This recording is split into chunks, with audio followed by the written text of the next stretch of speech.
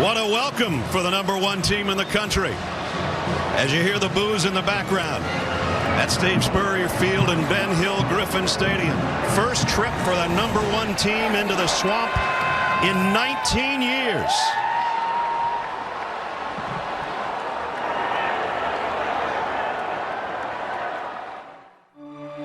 Since 1992, when Florida and Alabama met in the conference's first championship game, much of the story of modern-day SEC football has been authored by these two teams. Alabama wins the inaugural Southeastern Conference Championship. Florida, winner of 7 SEC championship game titles, the most recent coming against Alabama, coached by Nick Saban. In the rematch the following year, the tide was turned, kick-starting a dynasty largely responsible for the program's 9 SEC championship game victories. Alabama, the dreaming is over. Last season, the stars aligned once more, and these two teams met in the championship game for the ages. Touchdown, Alabama. Touchdown, Gators! Alabama survives in a great SEC championship. The dawn of a new season's brought new faces to familiar places. Gets it much long. Touchdown, Alabama! Richardson, he throws the ball. Touchdown, Gators! Oh, man! And now the Tide and Gators are ready to write yet another chapter in their storied rivalry.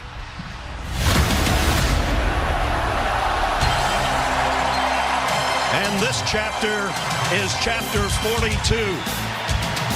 Alabama has won the last 7 over Florida, their first trip into the swamp for the Tide in 10 years. And with that, the Home Depot SEC on CBS brings us to Ben Hill Griffin Stadium, the swamp in Gainesville. It's top-ranked Alabama. It's number 11 Florida. A packed house, over 90,000. It's the hottest ticket in this facility in a long, long time. Welcome, everybody. I'm Brad Nessler with Gary Danielson and Jamie Erdahl. Partner, what a way to kick off a full-fledged weekend of SEC action, and we get a rematch of the beauty we had at Mercedes-Benz Stadium back in December, the title game between these two. Ness, I was thinking, we've done a lot of games together in college football. Is there anything better than a highly ranked team going on the road to battle a legitimate team? Is that the best you can do? It is, and the best that we've seen over the last 4 years. You know, you didn't even have to have last names for the Alabama quarterbacks. Right. It was Jalen, Tua, Mac, now it's Bryce. It is, and this is one cool customer, Bryce Young. He's taken over a program. He knew what he was stepping into. The success here, what's expected of the quarterback, but he has been groomed for this job. Now, it's going to look a little different. The crowd is one thing. Last year, Mac Jones got to do it with nobody in the stands and a Heisman Trophy guy. This time, there's a plethora of receivers, no names yet, but running backs and receivers, a little bit more by committee. But we know this, Nick recruits good players. Well, Bryce Young is the man. For Florida, it's the men, because they got 2 quarterbacks that have played very well in the first 2 weeks. It's worked so far, these 2 guys. But out at practice, the first thing, the storyline has been Richardson hamstring. And it's right up until game time, still a question mark. Well, speaking of the question mark, maybe we can get an answer from Jamie Erdahl. Jamie. Well, our ears certainly perked up yesterday when Anthony Richardson told us that his first and worst hamstring strain came back in spring football. So what we saw from Richardson last week was actually a re-injury of that right hamstring. Saturday evening, he had an MRI. Friday morning, another one. The imaging says the hamstring has greatly improved. He is medically cleared to play. However, when I spoke with head coach Dan Mullen an hour ago, he told me that Richardson will not play today unless Emory Jones gets hurt. Guys, a far cry from the 2-quarterback system Mullen really wants, but Richardson has cleared himself medically to do backflips during warm-up, apparently. Okay, so if that's a bad hamstring, partner, how can he play when he's healthy? If I could do that, I'd still be playing. That's right. Well, it's going to be a lot different. Florida's gotten comfortable with the 2 quarterbacks, making the defense look at both guys. So it's Emory Jones's job, but you can see what Dan has done with 2 quarterbacks. He's done it in the past with Chris Leak and Tim Tebow. So now, Emory Jones, who I thought kind of felt the athletic ability of Anthony Richardson behind him, has to calm down It looks like his game. He's up against the best. Let's see what happens. I know one thing, the crowd's not calm. Number 11, Florida. Number 1, Alabama. The kickoff is coming up in moments.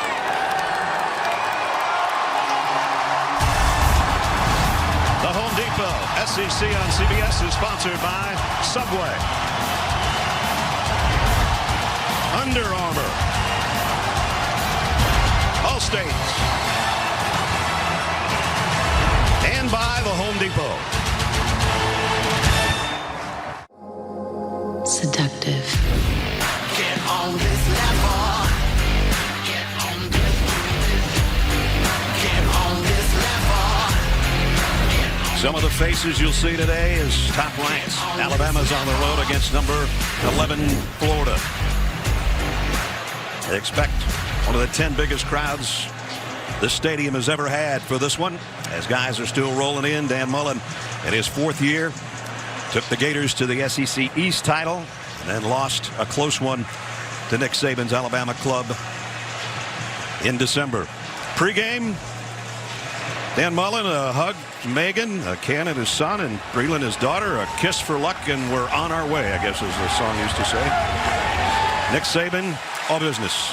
Well, Miss Terry's maybe on the trip, I don't know, but in his 15th year with 7 national crowns, 6 of those at Alabama in his stay in Tuscaloosa.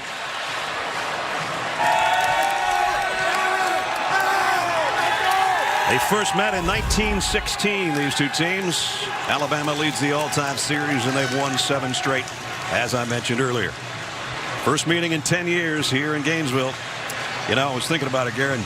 I thought, well, how can it be that it's been 19 years since the number 1 team was in here to play Florida? And then I thought, oh, Alabama hasn't been here in 10 years, so that takes care of half of it. Well, and here's another little note. The last 2 games I've done here with Alabama and Florida, one in 2006. Mike Shula's still the coach of that team. Oh, Urban Meyer wins that game, goes on to win the national championship. 2011, against his Florida team, Nick Saban comes in and wins, and they go on to win the national championship. Let's see if these two can end up in December where they ended up December of 2020.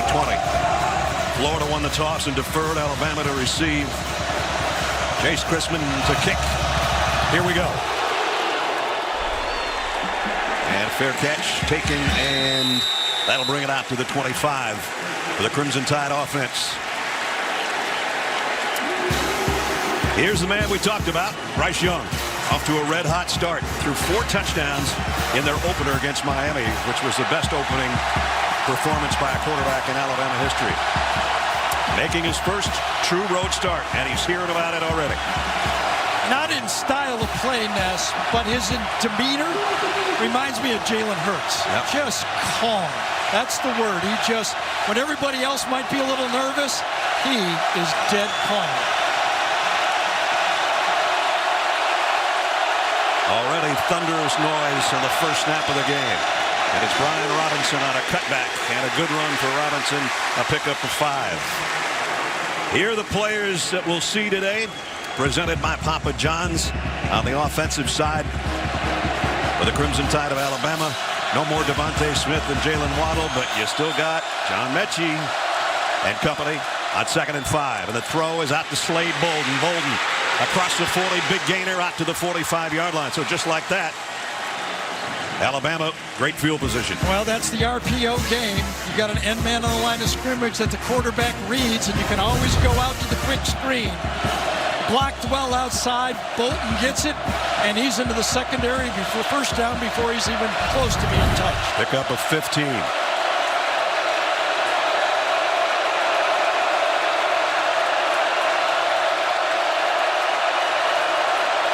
From the 45, that's Mechie in motion.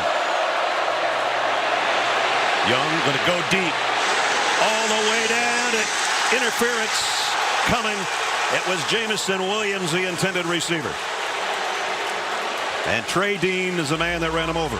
Well, Jamison Williams is the fastest receiver on this Alabama team this year, number 1. Pass interference.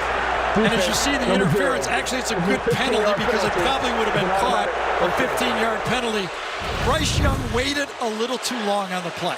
Had he thrown that ball maybe a half a second earlier, it would have been led into the deep, for a touchdown. That has been really the only thing that has yet to emerge for Alabama. Bryce is 1 for 10 on throws of more than 20 yards. Well, they pick up 15 on the penalty, and they're in Florida territory at the 45. Jaleel Billingsley is in motion. Quick screen out, Williamson, and he got about 7. Williams picks up 7 as we take a look at the Florida Gators. Some of the defensive guys, Zachary Carter. Todd Grantham says, we got to find out if they can block him. He's already got 3 sacks on the season. He's one of their leaders on the defensive front for Florida. So new offensive coordinator Bill O'Brien is doing a lot what Steve Sarkisian did. You nullify the pass rush with these short, quick passes early and give a lot of confidence to the quarterback. 2nd down and 4 at the 34. Opening drive for the Tide. Young had that tipped, I think, and it's incomplete. Not sure if somebody got a hand on it. It looked kind of weird coming out of there. It was intended for Jamison Williams again. So here's the first 3rd down of Bryce Young's young road career. And was it Cox who tipped it or inside? Yes, it was Brandon Cox, number 1. 3rd and 4. Alabama 50% so far in the early season on their 3rd downs.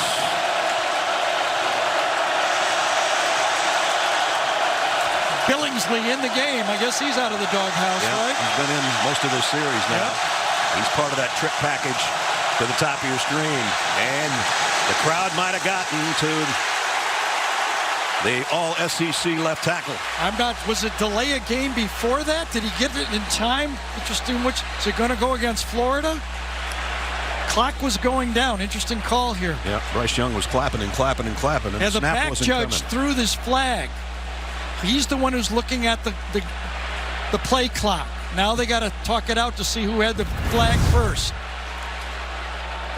And the play clock there in the corner. Yeah, they didn't get it off. I don't think so. It was almost simultaneous on the flinch. Yeah, good call.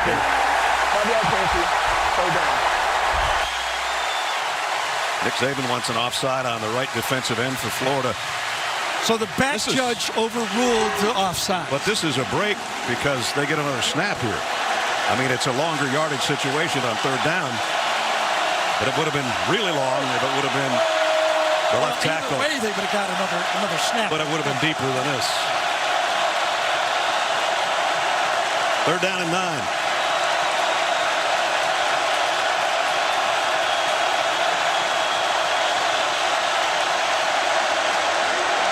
Wow, heavy pressure. 1st down. And Jamison Williams had been the main target, Gary. Well, Chris Bogle, number 8, has a free run at the quarterback on the play. Watch right there. Free run, and right where he goes, he's replaced. Now you make that tackle. That's what you got to do. Tackling in the space has always been a big story when you're playing against modern-day football. You give him the short pass, you've got to make the tackle. Trey Dean really leveled Young as he got rid of the ball, but he got the 1st down at the 28. Brian Robinson, big hole off the right side. Knocked down at the 5. Had a little misstep. I wonder if he got hurt as well. That was a kind of a funny landing after the attempt to tackle. And Robinson comes up gimping just a little bit. Right side of that offensive line that time. Ekiyor and Owens do a good job of turning them out. Watch them both turn his guys out. Sprint 15 yards downfield before he kind of gets rolled up that time. 1st and goal after 23-yard pickup by Robinson. Jace McClellan in there now with Robinson on the sideline.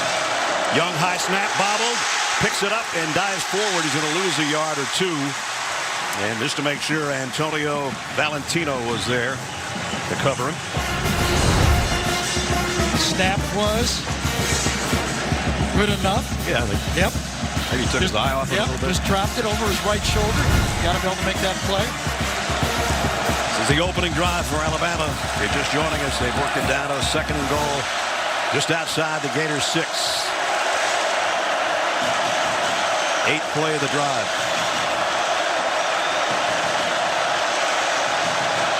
McClellan will motion out of the backfield. Young's going to look that way. Got it to him. Put a move on one man. And did he get there? He did. Touchdown, Alabama.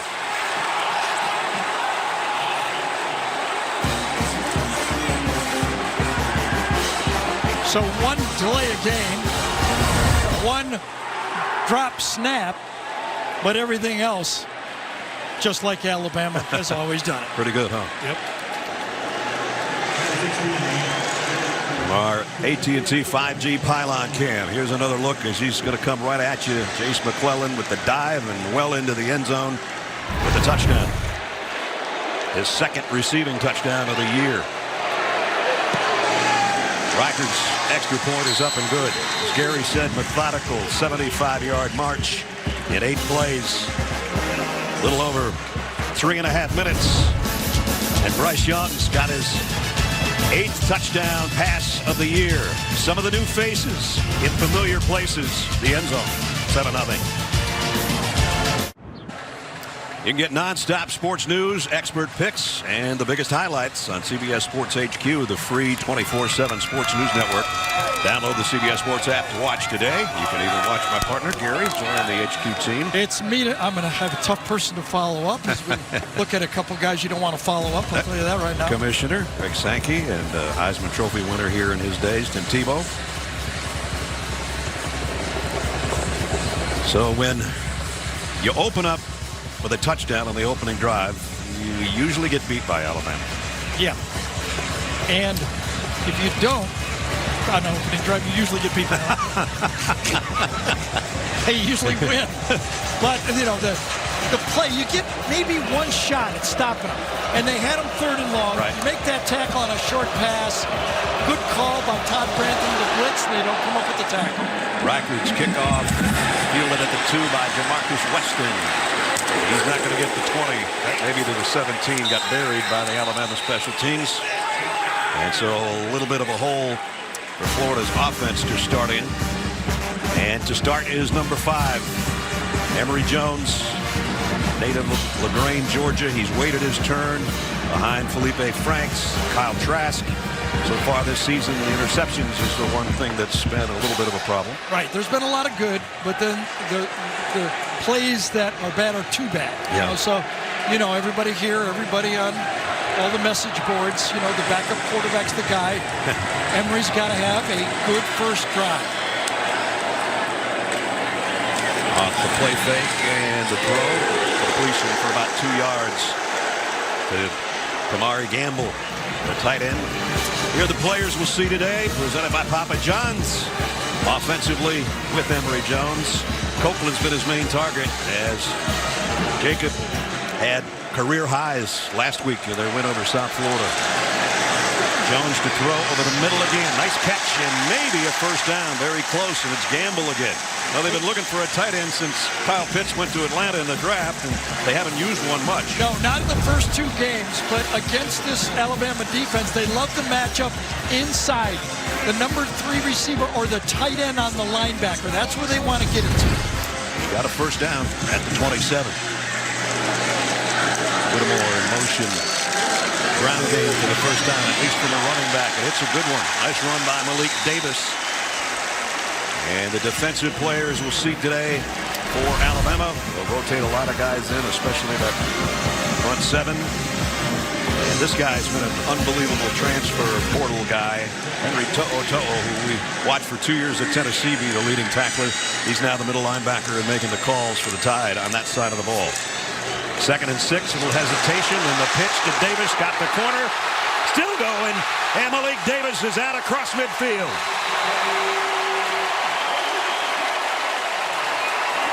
Coming into this game, I believe that if you didn't establish the threat of a quarterback run, they weren't going to move the ball. They did it with the option right there.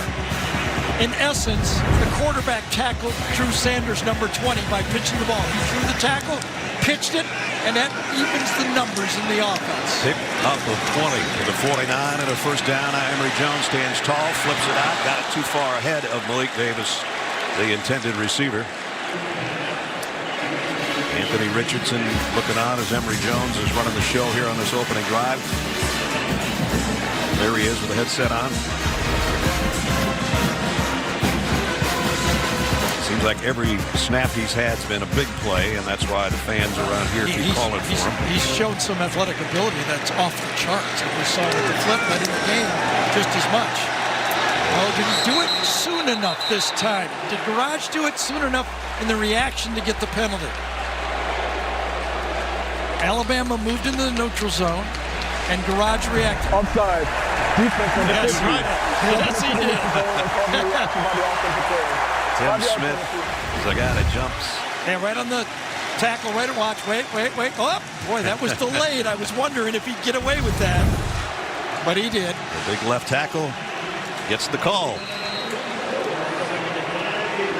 And DJ Dale comes in as Tim Smith gets the penalty and gets brought out of there.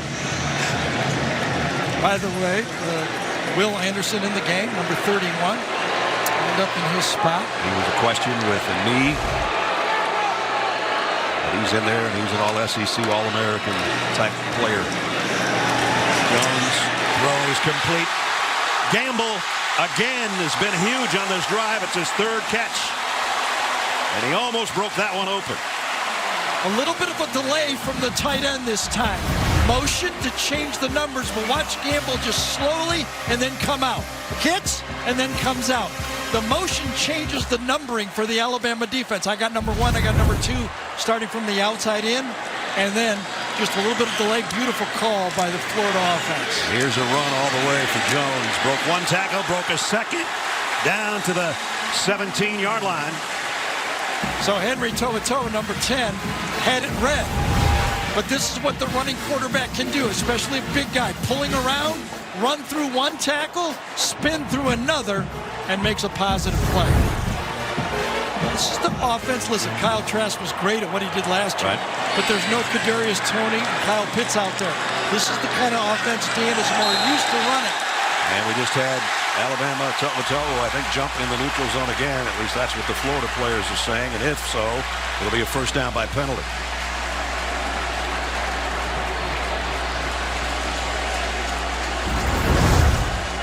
Sneaking up there a little too much here. Defense on the 10. Jumping into the neutral zone and causing a reaction by the offensive player. A 5-yard penalty results in the first down. One thing I noticed out of practice, unlike other teams, Florida multiple times goes on the second clap from the quarterback. Alabama goes on the first clap, so maybe in practice they've been used to moving on that first clap. Good call.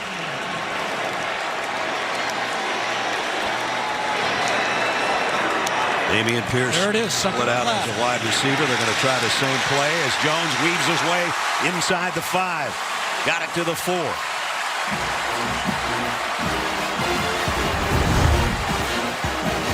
One thing this Florida offensive line does well is pull. They don't take a lot of guys on straight on, but they block down and pull around. Very effective. Florida can get a first down without scoring. Not here, though. Well, Damian Pierce cuts it outside, but he's going to go down for a loss back to the 8. That penetration from that Alabama defensive line there. Just blew this play up before it got started. Christian Harris was the guy that made the tackle, but as Gary said, that front wall that stopped his forward progress allowed number 8 to get out there to make the hit. And this changes things considerably. It's 3rd down and 6. They can get a first down at about the 2. Remember, Florida had their chance, didn't do it. Now it's turned the tables. 5 across the board. Jones scans the field to the end zone, and it's broken up at the goal line, intended for Justin Shorter. And it's going to bring up 4th down. Well, Amar Davis that time did a good job because Justin Shorter is a big receiver. He's about 6'5". Plenty of protection, plenty of time, and good job by Amar Davis that time. Florida right now still got their offense on the field. Ball could have been a little lower. That's the only critique, but good defense there by number 5. Yep. Apparently, they're going to go for it. 4th down and 6. And now whistle. I'm not so sure about that. Well, maybe Dan Mullen's not either. Yeah, I'm not so sure. So we can straighten it out during Yes, exactly. Right? 7:11 remaining, first quarter. 1080. The new season of Survivor is a monster. More fun, more dangerous, more difficult to win. With game-changing twists you've never seen before. New season of Survivor this Wednesday at 8, 7 Central on CBS. Alabama's defense hoping to survive this opening drive by Florida that's taken them all the way down the field. But on fourth down and 6. I would take the points here early in this football game. You know, they didn't get a stop, and I think in the back of Dan's head, that first drive by Alabama and the last score, 52-46. Yeah. But I think the decision correctly is the field goal. Chris Howard will come in and try a 25-yard field goal. Successful drive, get your 3 points, depend on your defense. Don't show lack of confidence in them so early in the game. Chris 2 for 2 on the year so far. From the right hash to try to get the Gators on the board. From 25, kick is up and good. So an impressive opening march by the Gators. Didn't net them what they'd hoped for, which was a touchdown. But they'll take the capper on a 75-yard march. As Gary said, get the points. 7-3.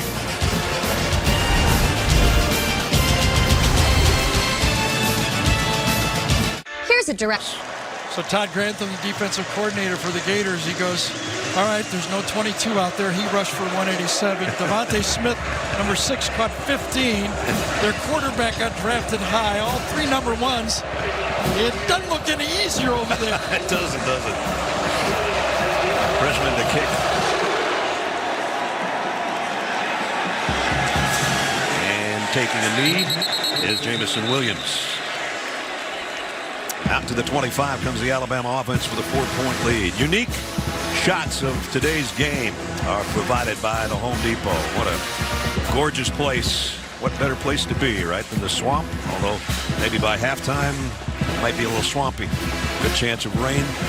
Hot and muggy, and a great start in the first 8 minutes of this game. Alabama scored on their opening drive. Florida countered with a field goal. So 7-3.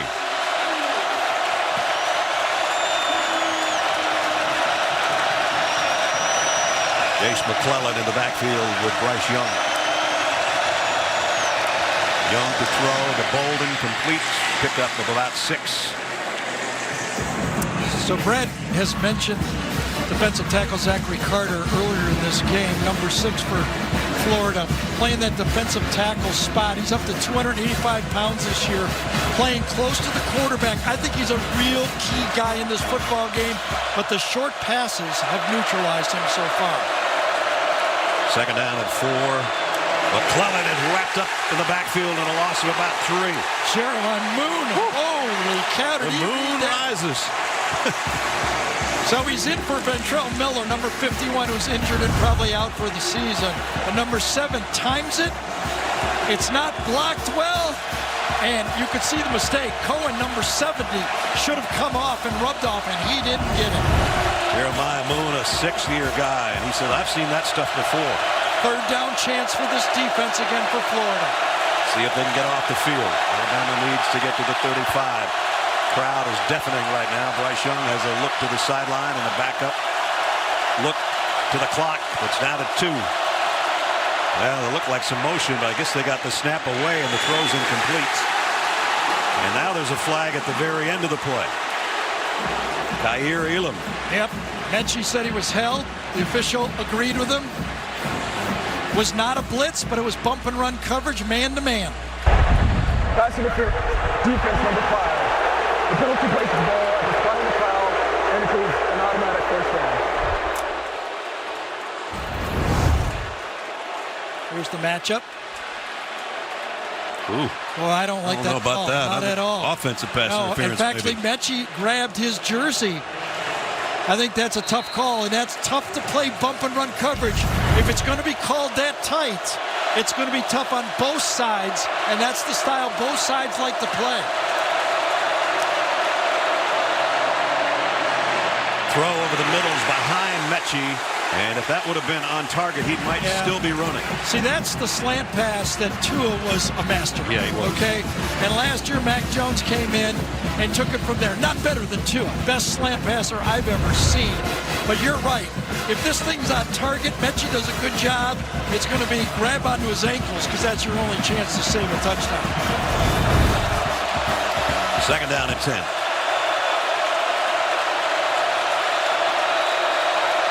Mechie in motion up on top of your screen, and now we've got a timeout, I think, taken by Florida. With 5:46 remaining. They might have had 12 guys on the field for Florida.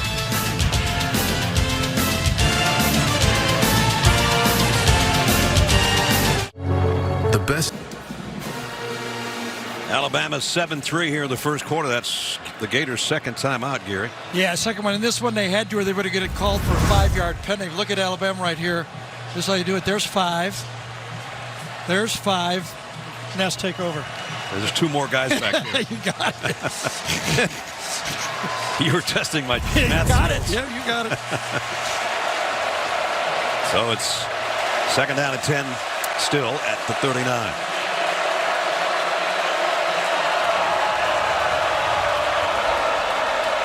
All the receivers to Bryce Young and Chase McClellan's left side, as Zach Carter would love to get some heat on the Alabama quarterback. Now Mechie comes back in motion.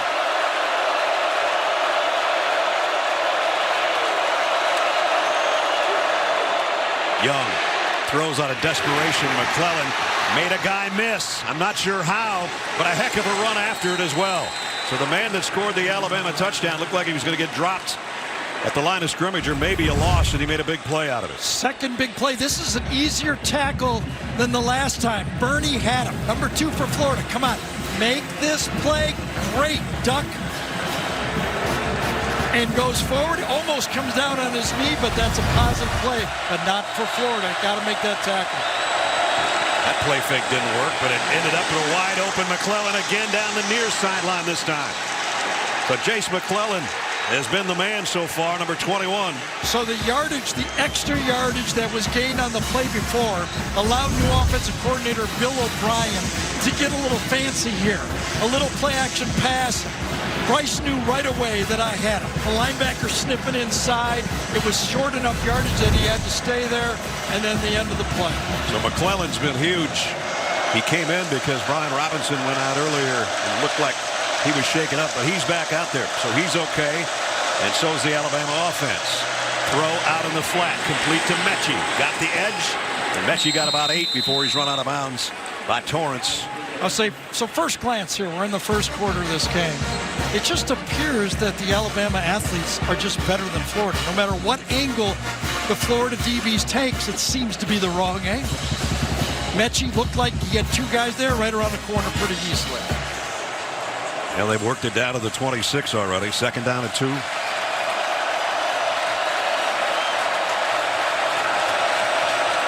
JoJo Earl, freshman receiver, who's in the lineup. They think he's going to be something special, maybe kind of like Dalen Waddle.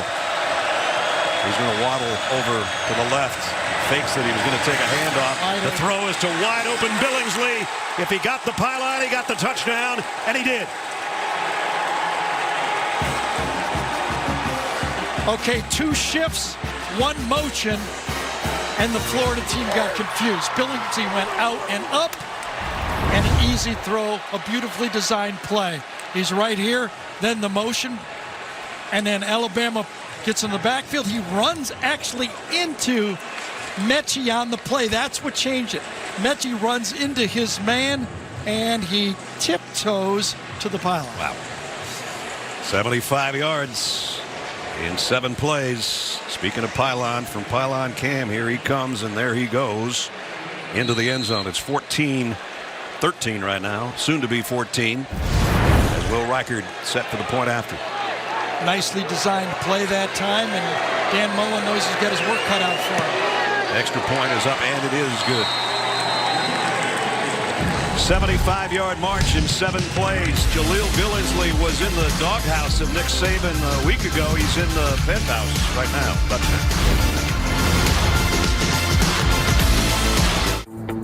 A 13-3, top-ranked Alabama. Another long scoring drive.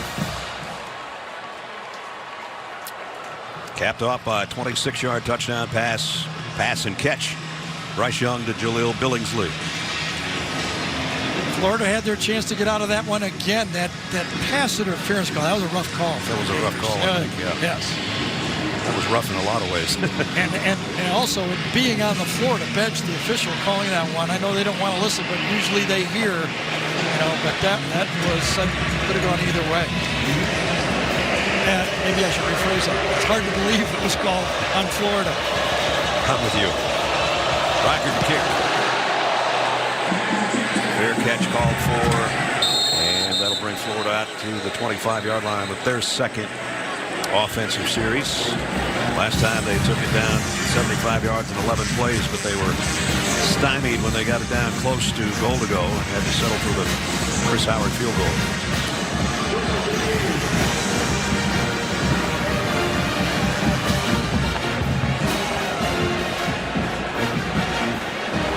So Emory Jones still at the controls.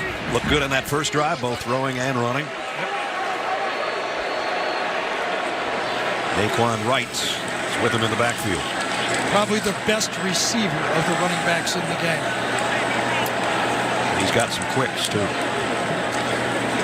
But it's Jones keeping and slipping, and his knee goes down. A loss on the play. Will Anderson was right there spying him. Yeah, he was matched up against the tight end that Zipper that time, number 9, and Anderson handles him. Comes in, he's got to get him for the block, but he blocks him really right into where Jones was attempting to run the ball. Took on the block perfectly that time, number 31 did.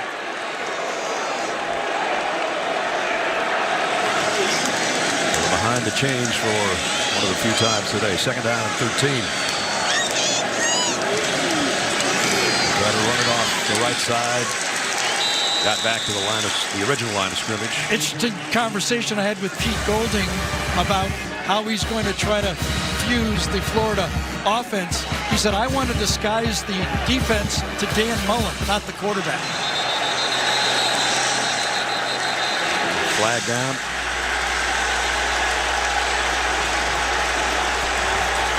Twice a snap. Timeout. Alabama. They're first. Alabama takes the timeout. Did they have 12 guys on the field that time? These defensive coordinators just want an extra guy, don't they? Yep. They go dime defense, nickel defense, no matter what. Too much money in your pocket right here. Yep. Yep.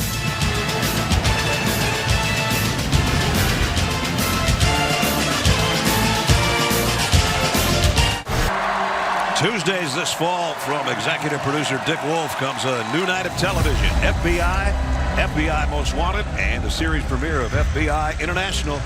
All those elite teams proving that justice has no border. Starts Tuesday on CBS. One night, a lot of FBI. Emory Jones is going to be calling for the FBI, and he threw it right to the defender for Alabama, Jalen Armour-Davis. Well, and first turnover of the game. That's Jalen Armour-Davis gets the interception, but give it to number 20, Drew Sanders, with the pass rush. He gets in there and forces a high throw on the play. So this is a problem we talked about earlier. Emory Jones is going to be his 5th interception he's thrown through 2 games and 1 quarter. Needs some help on this one, though. Right in his face as he lets go. He gets it. And that's just too quick. Ball could have been thrown, I guess. But when you get hit like that, as you're letting the ball go, the receiver went inside, the ball went outside. Turnover. There's the hit. Yep, and I think that caused that ball to go a little bit to the outside on the play. You don't really want to give Alabama a short field, but they got one here. The 38-yard line after the interception. Pistol set with Robinson behind Bryce Young. He gets the quick handoff off the left side. Brian Robinson still running. First down, Alabama, as he picks up 11 before Trey Dean finally drags him down. One of the things is Alabama offense, even though they probably would love the quarterback to throw every time, they love to keep it balanced. Follows number 55, Ekior, just clear it out and run behind the pulling guard. Flags all over the place. False start. Number 55. 5-yard penalty. Still first down. So that'll back him up 5. Quarterback comparison so far, there isn't much of a comparison, as Bryce Young's been almost perfect. That last drive they had, that was 15 plays, they had 4 runs and 11 passes for for Alabama. There's Anthony Richardson on the sideline. Again, may or may not play. First down at 15 now for the Tide. Back at the 32.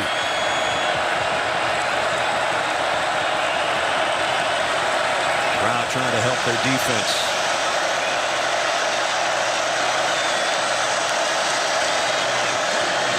Young, plenty of time. Deep ball on the sideline. Incomplete. That was intended for Williams. I hear Elam, nice coverage that time. Absolutely. Cut off the fast receiver, put your body on him, make him slow down, and little hand fight going. yeah, that Elam said that's about what I did before. Yeah, really. Maybe a little more. Perfect cover. Cameron Latou is in at tight end, set up on the right side on a 2nd and 15. Offensive lineman trying to hear the call, kind of lean into each other. Empty set for Bryce Young.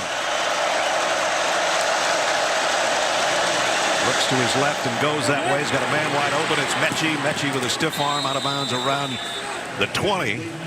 So it's going to bring up 3rd down and short. Type of player John Mechie is. Now, remember a few years back, Alabama's loaded with 4, we all knew, #1 draft choice wide receivers. And all of a sudden we're hearing about number 8. This guy deserves some playing time. I'm like, wait, against these guys? And he goes, yes. He's good enough to take reps against those 4. Judy and Ruggs and Waddle and Smith. Yep. They just keep churning them out. 3rd down and 5. As they marked him out at the 22. Blitz coming. They pick it up. Young throws short over the middle. On the run is Williams. Dragged down, 1st and goal. On the crossing route, he just got ahead of everybody. So if you can pick up the blitz, you can make people pay for it because there's a lot more space. Watch XR 55. That's what makes the play. Moon comes in, takes him right down, smashes him. Plenty of room for Bryce Young to step out. Perfect execution by that offensive line, and then the Ohio State transfer turns the corner. At the 7, 1st and goal.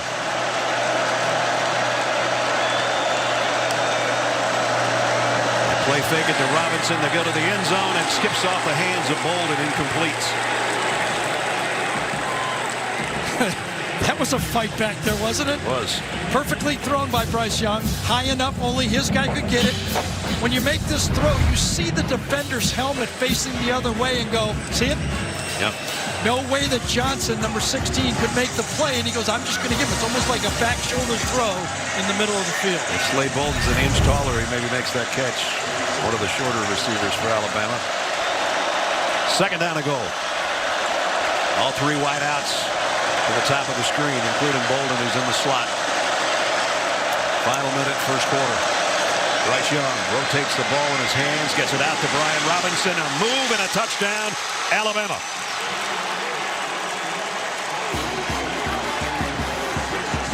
So that's touchdown pass number 3. So the power running back made a corner, Elam, number 5, miss on that play. Again, it's not just 2 guys. This offense has about 8 guys that can make plays at a high level. Dump it out, make number 5 miss. Good athlete, and Robinson takes it into the end zone. Brian Robinson, who waited his turn behind Najee Harris and those guys, and he's in the end zone for the 2nd time this year. Reichert in for the point after. It's 21-3, and we're not through the 1st quarter. Only a 38-yard drive after the interception. 2nd running back to score a touchdown off the arm of Bryce Young.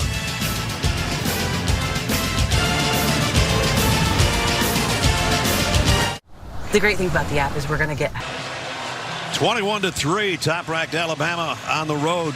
Just capped a short drive with another touchdown pass for Bryce Young. This thing's been a clinic so far, Gary. It really has, and you know, you talk about comfortable. Again, number 9 exudes it, and you know, when you go watch Alabama practice, the competition every day in practice, they go, you know, all right, there's not 90,000 people there, but it's tough every day. That's part of the key to why this team plays so well on the road right now. Reichert's kick And Florida calls for the fair catch. He'll bring it out to the 25. Now it's time for our hometown connection presented by T-Mobile. Here's Jamie. Well, John Mechie has certainly solidified himself as one of the top wideouts here at Alabama, but he is truly a man of the globe. His hometown is up in Canada, but his mother is from Taiwan, and that's where he was born. He moved around because of his mother's family and her work, but he settled in Canada before going to boarding school in Maryland and New Jersey. But you know the old saying, home is where the heart is, that's where his mother is. He hasn't seen her in over 2 years because of the COVID-19 pandemic, but he hopes she'll make it to a home game this season. Wow. And there were a lot of good scores and plays, but maybe the play of the game might have been Mechie's hit on that interception. Remember that? Yep. He forced that fumble. Henry Jones running for his life right now. Throws and completes it to the tight end. That's a 4th catch for Gamble. And Gamble got it out just inside the 30. So you got to figure if there was any chance that Richardson was going to play in this game, he'd be in there for this series, right? So it seems like the die is cast here. It's going to be Emory Jones' game, unless he gets hurt. Just 36 passing yards compared to over 100 more for Alabama. 2nd down at 5. He'll keep it. Emory Jones does this as well. Out across the 40. That should bring the first quarter to a close. E.J. Dale ran him down, but a good run for Emory. Again, if Emory's going to struggle throwing the ball downfield, you have to kind of do it the way Dan did it at Mississippi State. Run the quarterback. Nick Fitzgerald is going, I had to do it. All Alabama in quarter number 1. The Tide on the road with 3 touchdowns and a 21-3 lead.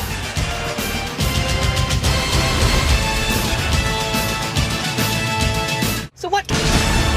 Set to start the second quarter at the Swamp in Gainesville. And Alabama on the road controlling things through the first 15 minutes with a 21-3 lead. Florida from the 41-yard line on the opening snap of the quarter.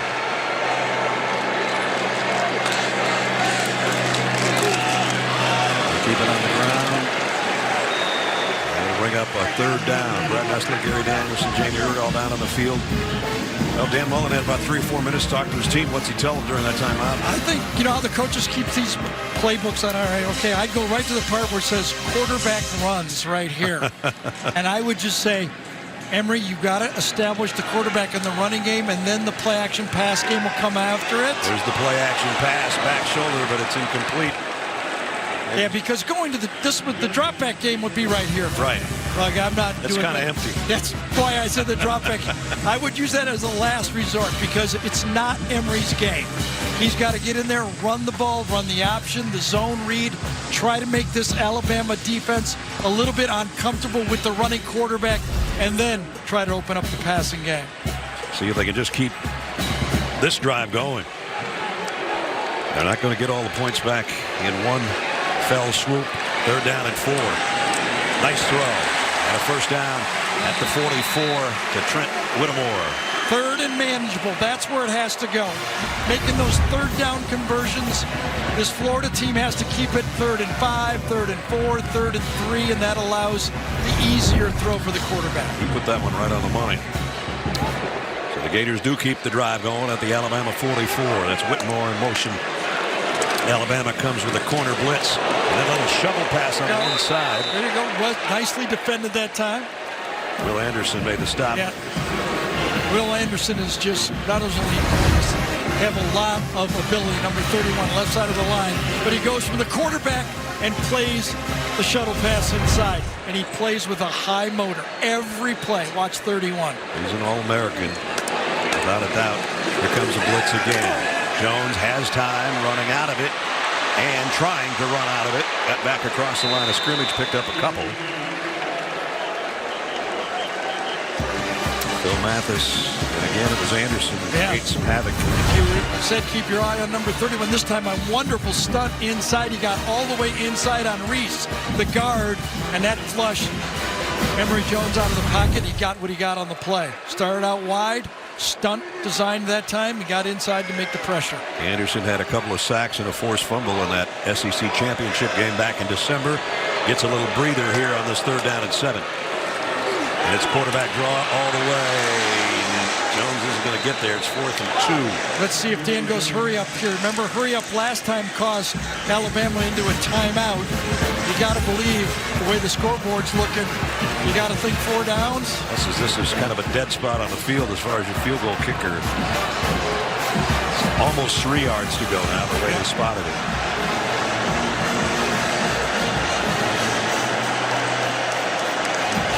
The no huddle kept Alabama's defense from substituting. Now you got to pick out the play and make it work.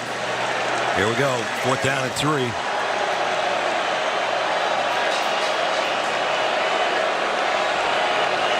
Clock winding down. They might not get this off. Oh, man. I had to take a timeout.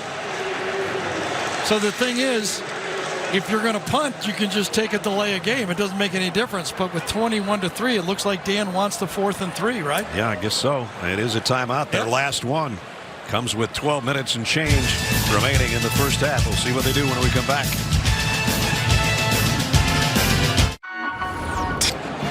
Dan Mullen with his quarterback on the sideline, having taken their final timeout of the half with 12 minutes and 11 seconds to go in the quarter, and it's 4th down and 3. And with the gravity of the situation, I guess, being this far down and being in a weird spot on the field, they're going to go for it. Well, Gamble, number 2, the tight end, has caught 4 already. He's been their best matchup. Is that where he goes? Mullins called the play, and Emory Jones apply it for a first down. Gonna have to hurry. Ball's tipped in the air. Incomplete. Alabama takes over. Somebody on that interior got a hand in it. And so the 4th down goes awry. Nick Saban happy with his defense. Coming off the edge, right up there, right into him. Really, no place to go. Defended not only with a good pass rush, unblocked off the edge, but really nobody to throw to. Brian Branch is a guy that deflected it. He's played every position in preseason in that secondary, and in this case comes on the blitz and got his hand on it, and it turns it over to the Alabama offense at the 37. They've had 3 drives, 3 touchdowns, 3 touchdown passes for number 9. Billingsley has one of those. He was in motion and just set up in the slot. Young thinking about going deep, and now they've got his jersey and he throws it in the dirt, so they finally got a little bit of pressure on him. Not sure about that one. He might get intentional grounding on that one. Dexter is the guy that had his jersey.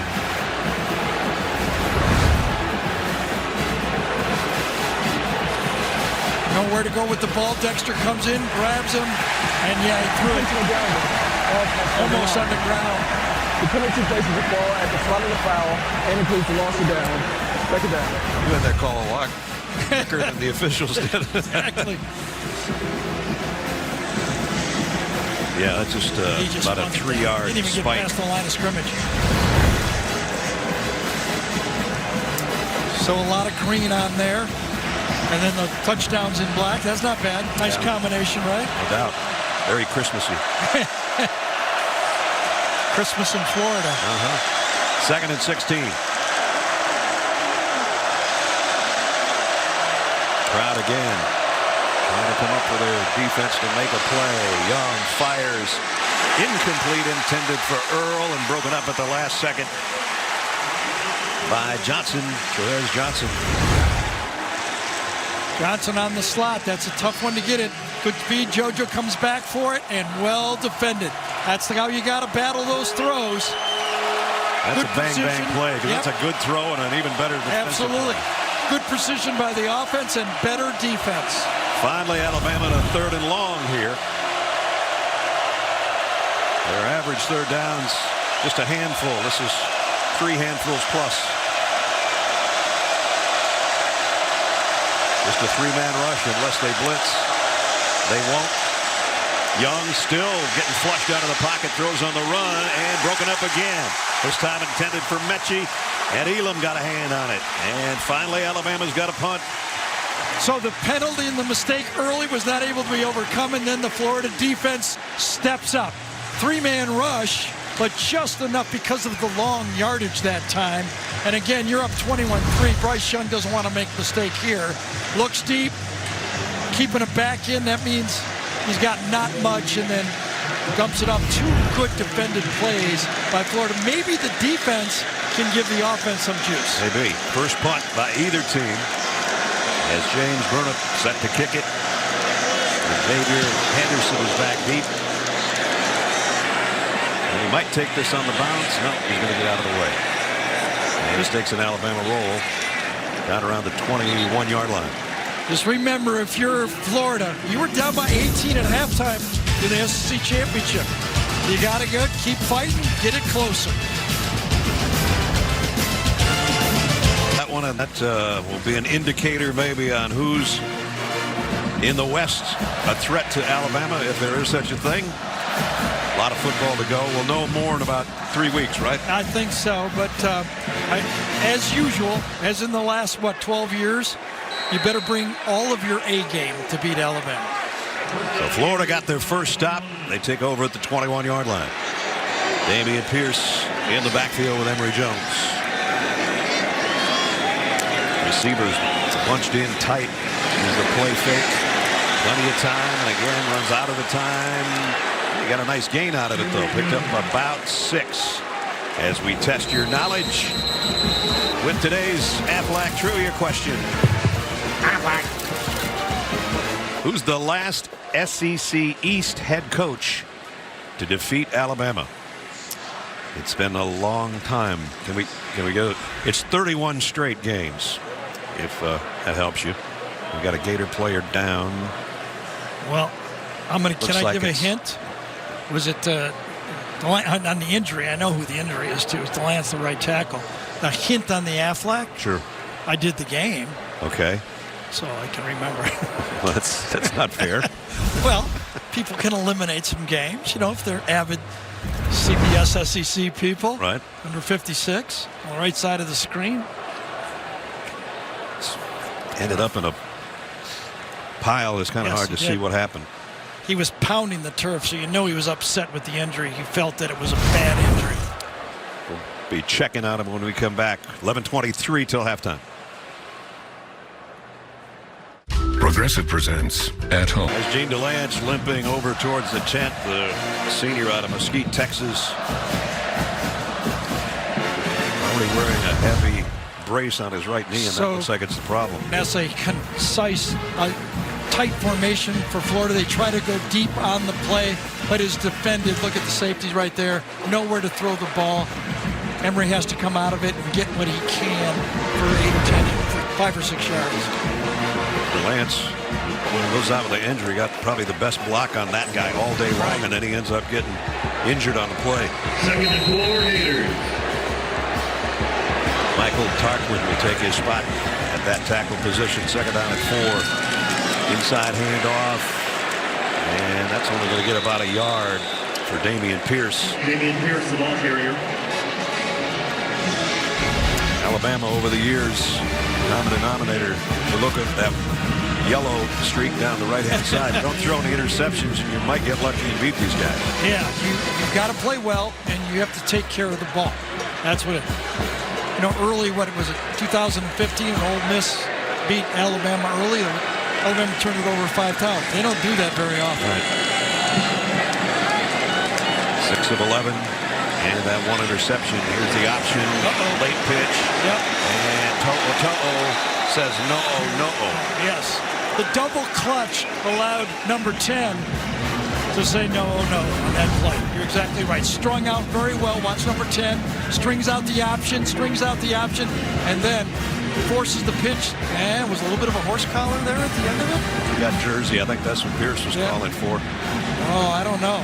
I think that's horse collar right there. He got him right in the Pierce. But I think, yes, I think that counts. Got away with one. So they're going to have to kick now because of the field position. 4th and 2. Florida 1 for 5 on 3rd down. Cross shot, a punt. Slade Bolden is a return man. Whoa, hit this a mile in the air. Bolden says, I don't even want to field that. I don't have to. It bounces at the 30-yard line out of bounds. That's where Alabama takes over with 9:41 remaining in the half. They're controlling the game here at the Swamp. And right now, time to do Project Smarter, presented by the Home Depot. Do smart things like spread the ball around to all your kind of new faces, I guess. Chase McClellan, who had a reception, a touchdown, and a block punt last week for touchdown, scored. Then Jaleel Billingsley hadn't played much because he was in Coach Saban's doghouse, and then Mechie and company. So 2 touchdowns to the backs, one's to Billingsley, which is a wide receiver / tight end, and that's doing things smart for Bryce Young, mixing it up to a lot of different people. So Alabama's only run for 34 yards. I wonder if they're going to try to dial up the run game a little bit right here. They'll try this one. It's McClellan, broke 1 tackle, puts his head down, and goes for 5. Yeah, he had a big game last week. He had 4 rushes, including a touchdown.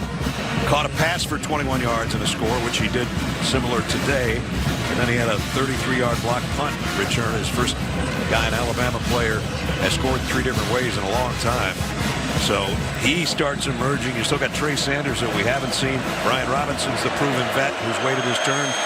They're still pretty loaded where they need to be. 2nd and 5. Play action. That was way behind Williams, the intended receiver. I don't know if it was a mix-up between quarterback and receiver. That was an RPO, and the quarterback makes the choice there. And, you know, right now, you got to wonder, like Coach says, all right, these RPOs are good, but we could run a couple of these plays. If we're going to throw the slant like that, we're going to take the P part of it out of it. Take the R part. That was the first really errant throw by number 9 all day so far. Now he's got 3rd and 5 from the 35.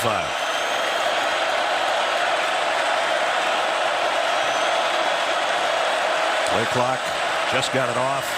Young steps up in the pocket, throws on the run deep, and broken up, intended for Mechie. Elam's back there, and so is Trey Dean, and Elam's the guy that's still down.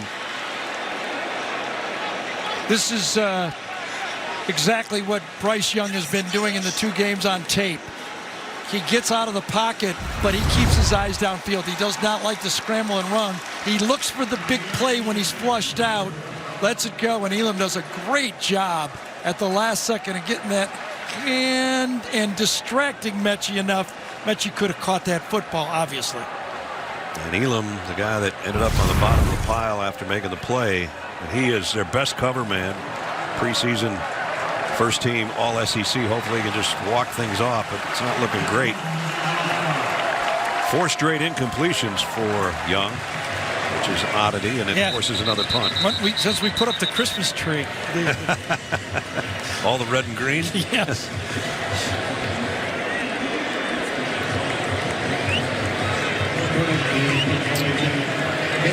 So the second Alabama punt from James Burnett. Xavier Henderson back deep. Nobody on the slot. Who comes out here late? Oh, he's going to go in. Bolden crosses over to set up to help block. And the Aussie-style punt fielded right about at the 21-yard line, where Alabama's got it back offensively. Let's check in with Jamie. Well, we wanted to review as to why Florida fans are probably asking. They're not seeing Anthony Richardson up until this point. Again, he re-injured a right hamstring last week. The original injury happened in spring football. He has kept the headset on in terms of helping Emory Jones throughout this game. He's been on and off the bike. But, guys, in terms of body language, he truly does not look as if he is getting ready to enter this game. He's had no conversations with head coach Dan Mullen as if trying to convince him that he should be in. And, of course, to remind you, Dan Mullen told me before this game that he would only use Anthony Richardson in an emergency situation today if Emory Jones got hurt. And he said his MRI yesterday morning was about a 50% reduction in the amount of strain on that hamstring. I said, did you pull that when you grabbed your leg when you hit the end zone on that play? He said, no, I pulled it at the 50-yard line. A little bit earlier. Good run by Naquan Wright. So those kind of dissecting calls that Coach Mullen was able to use last year when he had Kadarius Toney and Pitts. He was able to isolate those guys and get some big plays. He's not been able to find that. You could call it quarterback play. You could call it better defense from Alabama. But he's not been able to steal any chunk plays in this game so far. Jones looking for a throwback. Had to throw late, but he got it complete. On the run with a blocker in front is Zipperer. And he's in Alabama territory at the 45. Helms finally brought him down, so there's a chunk play. It looked like it was going to be a blown-up play. Yeah, and he coming right across the formation right here, and I don't exactly... Oh, did he run into somebody on the play? Going so shallow that Zipperer's wide open for one of the few big plays for this Florida team. 30-yard pickup to the 45. Touchdown here will make this a lot different crowd. Longest play today for the Gators. Play fake. Jones double clutches and throws incomplete, intended for Whittemore. Josh Jobe was back there covering. Here it is on first down. If it's not there, you're not a drop back pro passer. Maybe you'll grow into it. But on first down, you got to take the easy throw right there. Just take that one right in front of you. Get the 5 or 6 yards. You know that crossing guy's coming right into your face. Look, pretty good coverage. If he's not wide open, come to your backside guy for the easy first down play. 7.5-minute mark. Daquan Wright splits out to the top as an extra receiver. So 5 in the pattern. Jones zips it one too far behind. The easy one. That's the crowd's going to notice. There's been a lot of passing in this stadium. I don't know if you know that. Yeah, there has. And they There's some statues outside. So this is the one that says, all right, this is one you got to make. We can set them all up for you. We know Alabama's got a good pass rush, but we can't miss on a throw like that. As long a wingspan as Shorter has, wasn't long enough. And Jones carries to the 41, and the Bluebirds are out again on 4th down.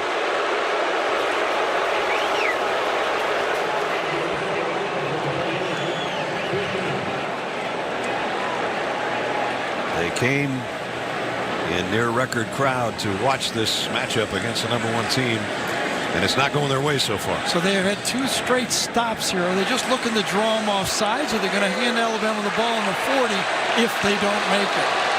4th down and 6. Blitz coming. They're going for it. Jones going to go deep, and might be an interference back there, or is the ball caught anyway? The flags fly. Copeland saying, I didn't get a chance to catch it. I think he's right.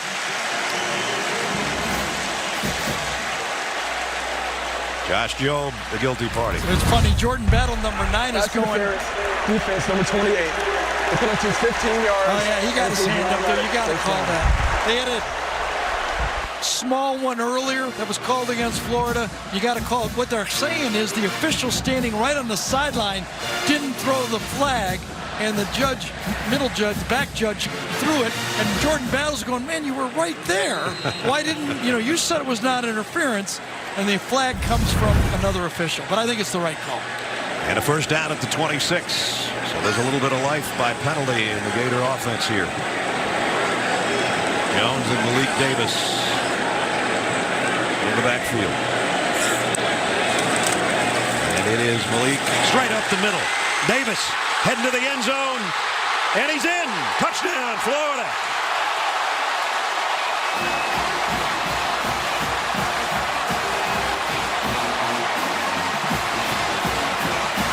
Now the crowd's alive. Right up the middle, the blocking right there. Center and left guard pushes it right out of the way. Good job. And Malik Davis rolls over and falls over and gets it into the end zone. And you say, one score, the crowd goes from booing to we got a ball game, they think. And that's all touchdown because his body was on the defender as he rolled in. Chris Howard for the point after. Oh, he missed it. Yes, he did. Well, only bad part of that drive. But remember, first it was the long ball from Emory Jones, intended for Copeland. There was a pass interference on Joe. That kept the drive alive. Malik Davis, number 20, goes 26 with a touchdown. 21-9. Missed extra point gives us a 21-9 count. Coming up, Adam, Rick, and BJ will have first half analysis and highlights from around the country on the Geico halftime report. 6.5 minutes from now.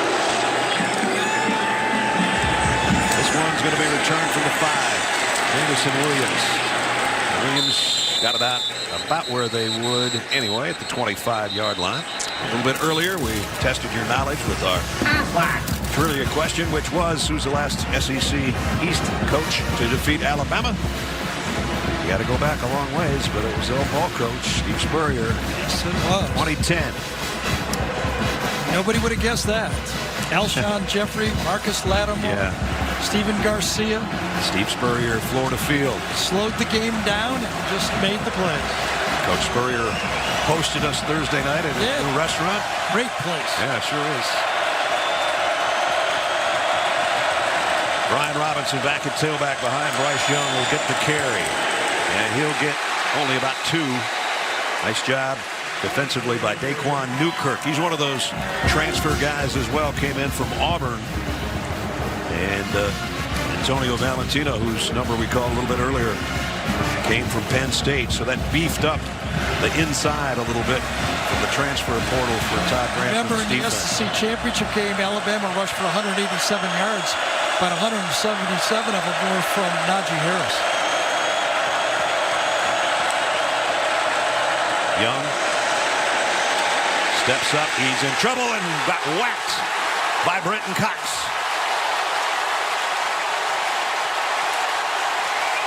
So Brenton Cox gets the sack.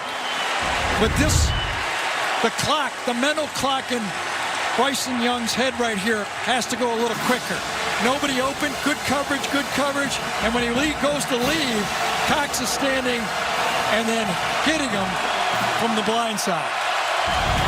Backed up to the 24, another 3rd and long situation. Crowd in full force right now for Bryce Young. 3-man rush. He goes short over the middle on a crossing route to Mechie. Mechie's going to get swarmed under at the 30, and Alabama's going to have to kick again. That's 3 stops in a row for the Florida defense. Remember, Florida gets the ball to start the second half. Big part of this football game right here.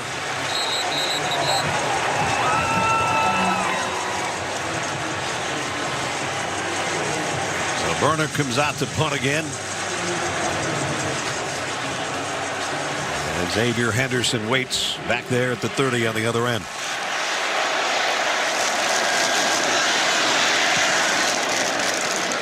See if he can return this one. Henderson going to field it, but he gets buried immediately. And it's Williams down there on the special teams. Starters play on special teams. Oh, yeah. Oh, yeah. Oh, yes. The gunner. Sometimes you'll see Mechie on it in the past. You'll see Williams, the fastest player on the team. McClellan is right there cleaning up the tackle, but that time the wide receiver makes the play. Well, that'll look good in the film room. Special teams. It's the first pressurized drive for this Alabama defense probably all season right here.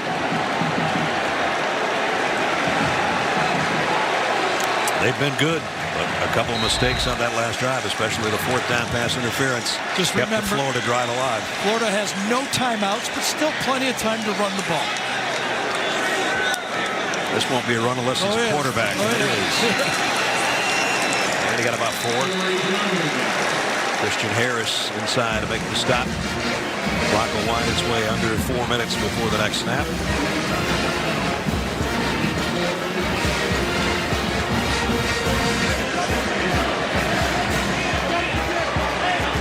And Mullen hoping for more points here in the next 4 minutes. 2nd down and 6.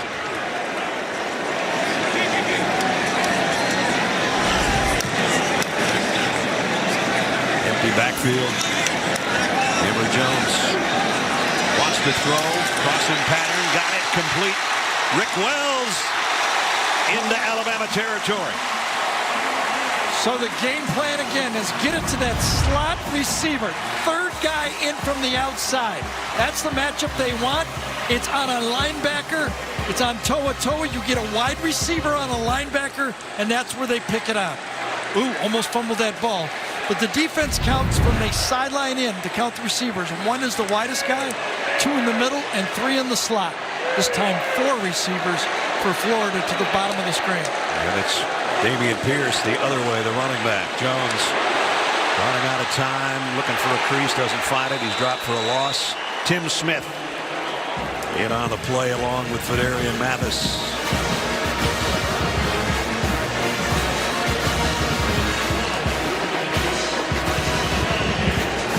That 26-yard pickup got him into Alabama territory, but the sack has him back right at the midfield stripe. Second down at 12. 2:40 to go in the quarter, and as Gary said, no timeouts for the Gators. Had them all used up with 12 minutes plus remaining in the half. Here is Pierce trying to head to the left corner. Pretty good run. Absolutely. Nice job by that Florida, that Gator offensive line that time. Flag on the play. Was it nice because they held left side of the line? Good job by Garage. It's a tug in the secondary that time. You could see it right at the end. Was it Wells? Number 12? Yes, it was. Still third down. Here's the guy that had the big pass play. Now he's got the penalty. It was at the end unnecessary. He's blocking, then he grabs right at the end.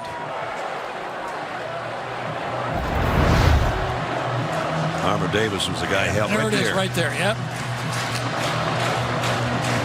He holds, and then everybody does the same thing. It's like when you're kids, they take a cookie and they put their hands up like they I didn't do it. I did not do it. Those are not my grubby little fingers on that cookie. Backed up to the 43. That's not the direction they wanted to go after the big pass. And here's where you have to be careful with an inexperienced quarterback. Can't make a big mistake here. Blitz on toe-a-toe. He's going to loft his speed, and it's going the wrong way again. Drew Sanders drew a bead, and it's third down and a whole bunch now. We're seeing a lot of Drew Sanders, and we will see Dallas Turner as well, number 15 later. But Drew is playing because Chris Allen, the starter at that position, has lost for the season.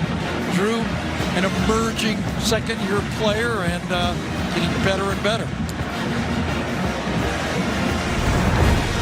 He's one of the emerging guys. We're talking about emerging offensive players. As you said, Gary. Chris Allen out with that broken foot for the year, so he's one of the guys helping pick up that slack. Wells in motion, third down and 23. And they're just going to play it safe. Yeah. Naquan Wright's dropped. Can't make a mistake here, but still plenty of time for Alabama to take maybe a timeout here. Will Anderson again on the play. Man. Will Alabama take a timeout? How many number 31s is there on the Alabama side? One is enough.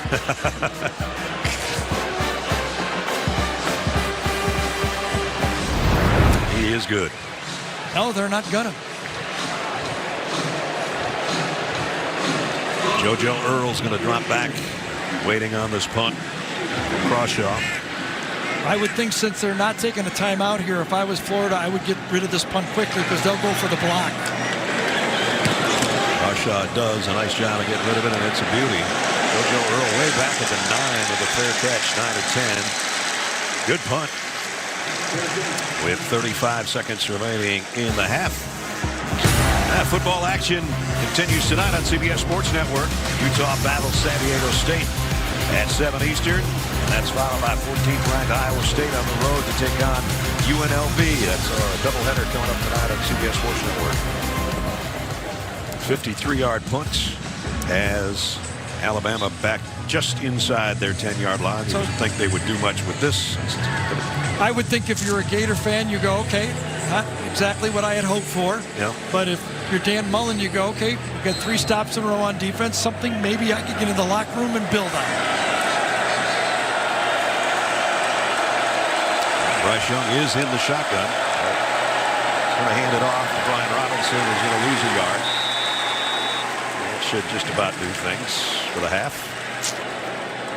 Boy, the first quarter, it looked like Alabama was going to run away and hide. They had a big lead, and it seemed like every drive was better than the previous one. But as Gary said, the Florida defense has come up, stiffened up. It started with that intentional grounding. They got behind the chains. Yeah. And then that Florida defense kind of got the feel of it, and 3 straight stops for no points for Alabama. But Bryce Young looks a little bit the same.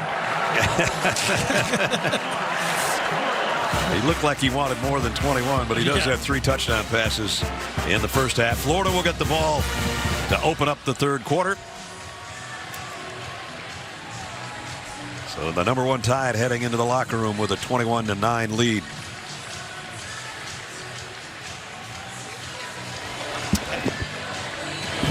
Can't get too close. Let's check in with Jamie.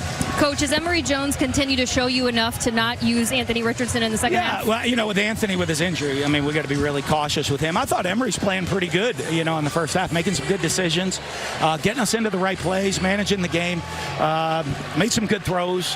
We just got to execute cleaner, you know. I mean, we got to give more time. There's some opportunities that guys are open and we're getting hit. We got to be a little bit more efficient offensively. We made some early mistakes defensively, you know, giving up some first downs on penalties where we settled down. Thanks, Coach. Thank you. That's into the first half. 21-9. Top-ranked Alabama with a lead as we send you to Adam Zucker and the guys in our New York studios. The Geico halftime report. Zuck, back to start the third quarter. Home Depot SEC on CBS from Gainesville, Florida, and the Swamp. Brad Nessler, Gary Danielson, Jamie Erdahl, we welcome you back. Just about set to start the third. Partner of first 3 drives for Alabama. Touchdown, touchdown, touchdown. Right. Last 4 drives, if you can include that 1 play to end the half, 10 total yards. So there's something for Florida to hang their hat on. Yeah, I think so. But also, I think at the beginning of the game, I don't think, you know, the first 2 games that Florida played didn't get them ready at the start of the game. The different angles, better athletes, you know, Florida Atlantic, South Florida, not Alabama. Once I think they got feel of the game, they were taking better angles on defense. I think the story for me of the first half so far has been Alabama doesn't have any balance and has not been able to run the football. Only 30 yards on the ground.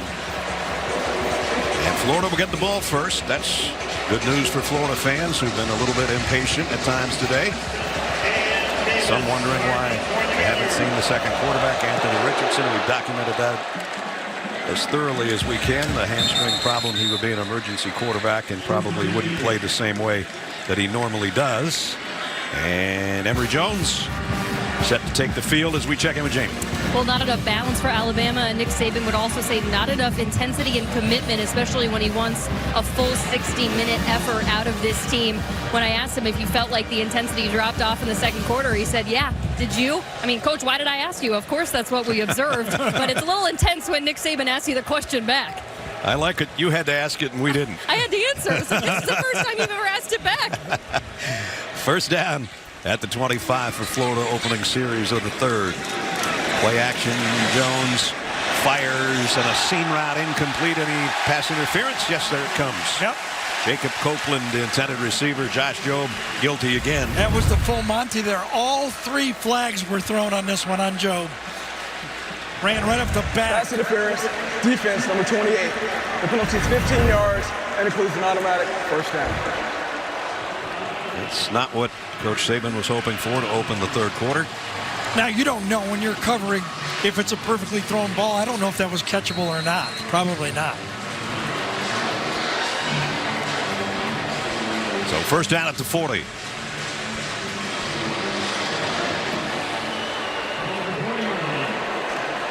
Malik Davis in the backfield with Jones. Alabama shifting on their defensive front. And it's Emory Jones. And he's got close to 10. Yeah, that was a design quarterback run all the way that time. Fake inside. You see number 20 crash down and just follow the tight end right behind. Positive play. Gamble with a nice block. Pickup of 9. Second down and a yard. You see the rushing yardage disparity between the two teams. On second and short, he's going to throw a sidearm, and he slings it beautifully to Copeland. That may be Emory Jones' best play of the football game. He gets out of trouble using his legs. Then he stays calm, looks downfield, gets the receiver who's going against the grain, and throws perfectly on the run. First down at the 41. So into Alabama territory on the opening drive of the third quarter for Jones. Back on the ground. Malik Davis for 9 more. And they're battering the Alabama defense right now a little bit with the ground game. As soon as you establish that quarterback run, you kind of go back to that experience that Dan had at Mississippi State when he had Nick Fitzgerald and he ran the ball. I think he had more than 20 carries in that football game. There it Jones is. on the keeper, and it's a first down. Look at the trends in the first half. Bryce Young, 10 touchdown passes, 3 starts, ties an Alabama record of Mac Jones from last year. Emory Jones, what he did in the first half, and first 3 drives, as I mentioned, all touchdowns. The last 3 were punts, and then just one more play to wind the clock down to end the second quarter. That was definitely an ebb and flow. And right now, the flow's with the Florida offense. So that Nick Saban defense and Pete Golding have to figure out how to stop number 5 right here. First down at the 30. Jones, pitch, Davis. And even though it wasn't much, it was about a 3-yard gain again. Yes, we all know that Dan Mullen's 0-10 against Nick Saban, but he came close at Mississippi State. He controlled the ball. He controlled third down. He ran the ball with Nick Fitzgerald, and then at the end, of course, there was a guy. Devontae Smith was out there somewhere. Calvin Ridley had an important catch right before that, but it was a very close, tied it right until the end, until that last touchdown pass. Second down at 7. Whittemore in motion to a slot. And settles in as Jones didn't see a blitz coming. Pitch was perfect to Davis. Head of steam, Malik Davis down to the 12. To'o made the stop, but he gashes off the left side. Yeah, well-designed play here coming, and Richard Garage, number 76, does a great job of getting around the corner and blocking the linebacker. Gets in To'o's face. That allows the play to get downfield. To'o makes a tackle, but downfield. That's what you call opening the garage door. Here it is. At the 12, first down. Great looking drive from Florida to open the third if they can make it pay off for a touchdown. That pass is high to Davis, but he brought it down, and he got it to the 6. That's the stress that the modern formations of putting your running backs, your tight ends all over the field, and then you throw easy passes to them. Good blocking up front. Good job that time by Shorter, one of those big wide receivers to clean the way for Davis. They actually spotted him at the 7, so it's second down and 5. They can get a first down at the 2. Damian Pierce in, as Davis had done most of the work in the backfield. And now it's him blocking for Emory Jones, who's got a yard, and that's all. Third down and 5. Marco Helms made the tackle. So as you get closer to the goal line on these quarterback runs, the safeties get closer to the quarterback as well. He's the one that made the tackle. Very hard to account for the safety in your blocking scheme. It was the biggest third down of the day for Florida. Jones, the pitch. Pierce trying to get to the edge. Got to make a couple guys miss. Almost got there. Here's the thing, is it close enough to go for it? Looks like it's a yard or maybe a little bit more. Did those last couple evasions by Pierce on the option again? He evades 1, cuts back on 2, and gets a little bit of positive yardage. Is it close enough to go for it? I would say yes. Wouldn't you go for it? Hey, playing number 1 team. Absolutely. Of course, I'm not making the decisions that guy's making. And you're not making $7 million a year. Well, how do you know? Fourth down and 1. First down, maybe a touchdown. Beautiful. He's in. Touchdown, Pierce.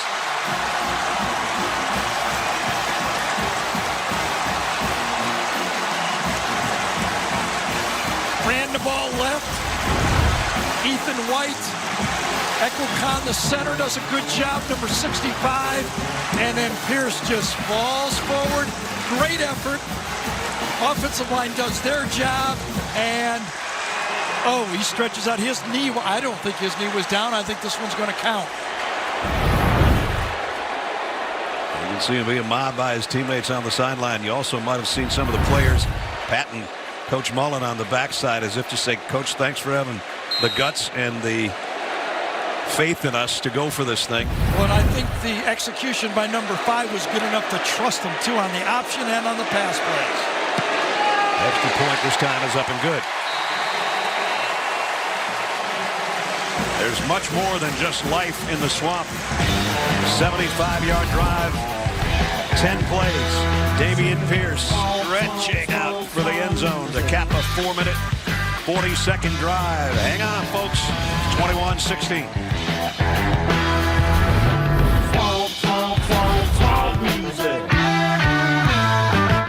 Is starting to rock a little bit now. 21-16. Our unique shots of today's game provided by the Home Depot. 90,000 fans alive now after just what the Gator ordered. An opening drive of almost 5 minutes. Covered 75 yards and a touchdown. And now we got a ball game. And Alabama will bring it out to the 25.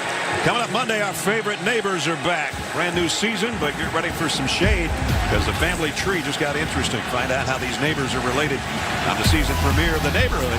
Monday at 8, 7 Central, right here on CBS. Cedric the Entertainer and Max Greenfield and company. Cedric's doing the Emmys tomorrow night. I think he did a home video show on CBS last night. Dude's busy. Keeping busy. He's busy. It's getting busy in here, too. It is, and now a pressurized drive for Bryce Young. You know, in the third game a year ago, Mac Jones was at Ole Miss. And that was a high-scoring game, and the pressure went to Mac, and he answered.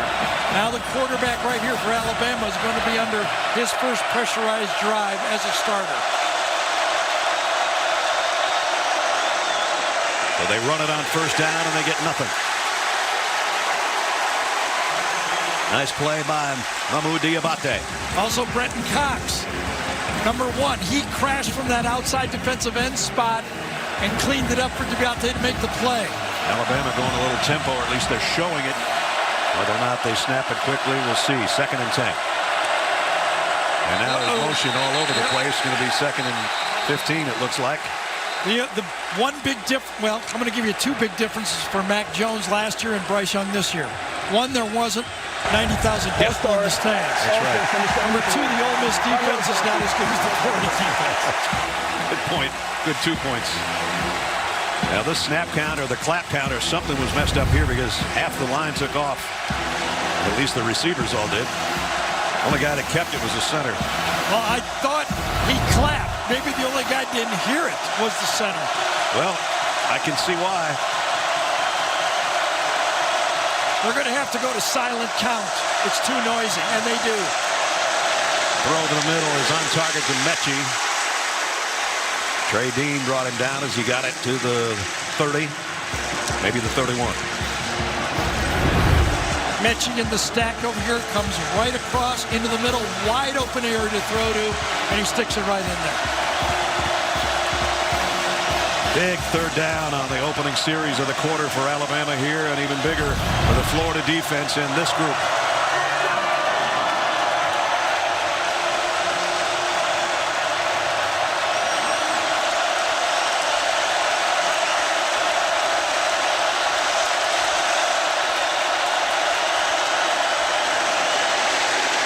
And they pick up the 1st down and then some. Brian Robinson still going. Out across the 40 to the 43. So that's one of those calls Bill O'Brien just made right there. If it doesn't work, the Alabama nation will be going, what was that? Nice job by Delcon that time, number 71, the center. He might have missed the snap count, but he got the block on the next play. 1st down at the 43. Now Young back to the air. Across the middle. Oh, what a catch by Williams. And he's still running. Puts a fake on a man inside the 30 and backpedals to the 28. Well, you made the call. Williams that time is going full speed in one area, and by the way, for him, full speed is fast. Yeah. And the ball is behind him, and he adjusts right there. Well, nice job turning and catching it at the same time. Now they're down to the 28-yard line on that 29-yard pickup. 1st down. Quick throw. Slade Bolden gets drilled for a loss. So that's how, the tackle. excuse me there, Ness, that's how Alabama started the game, and Trevor Johnson got blocked on the play. He didn't that time. Again, getting more used to the tempo of playing against Alabama than the first two games that they played. Boy, this is a form tackle right here on Bolden. Almost coughed the ball out of there. Second down and 12. That guy's scared. Sending the running back out to the right. Bryce Young knows it's zone defense because he's got a cornerback on him at the top of the screen. So he knows he's got a zone coverage. Here comes a blitz. Young fires, had it knocked down by Brenton Cox, who almost picked it off. So a zone look, but they drop the defensive end. That's something a young quarterback won't see very often. Watch him drop inside, and the linebacker comes in. Still a four-man rush, but right in the line. A wonderful call by Todd Grantham on that play. And well done by Brenton Cox, who had a sack earlier, and now that pass break up, and it's third down and 12. Into the eyes of the Alabama quarterback, Bryce Young. First road start. Feeling a little bit of the heat now, and they're bringing the heat. Young down the seam, almost picked off by Elam, and a flag. Yeah, it's going to be pass interference on the play. And Cox is back there with Mechie. Pass interference, defense number 1. The penalty places the ball at the spot of the foul and concludes an automatic first down. So you got a guy that made a play and almost had an interception, and then he's back there covering on Mechie. Yeah, same thing, only this time his job is to take it from the, not come inside, but go collision the receiver. But it was a quick pass. Had it not been a quick pass, he'd have got away with it. NFL, you can't do it, but college, you can. Mechie's not going to remember that one. Or not forget that one. Robinson keeps his balance. And he gets it to the 16.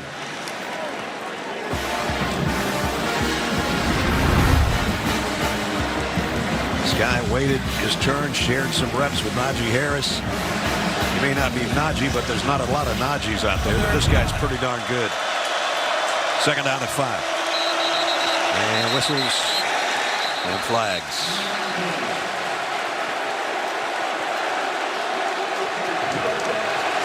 55. 5-yard penalty. Still second down. Well, the false start will back him up outside the 20. Even going silent count was not anticipated well, or maybe anticipated a little bit too much. And number 55, you're on the play.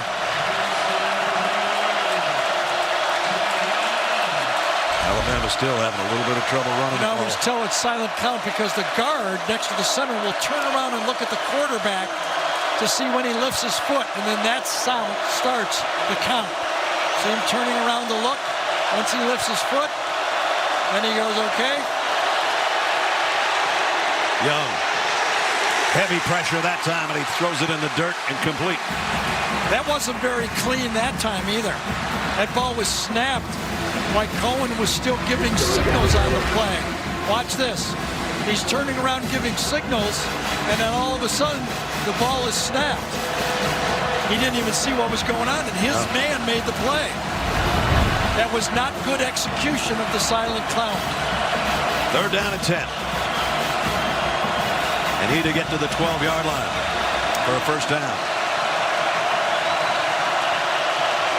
Jace McClellan in the backfield. He's got a touchdown today. He's with Bryce Young. Young fires complete.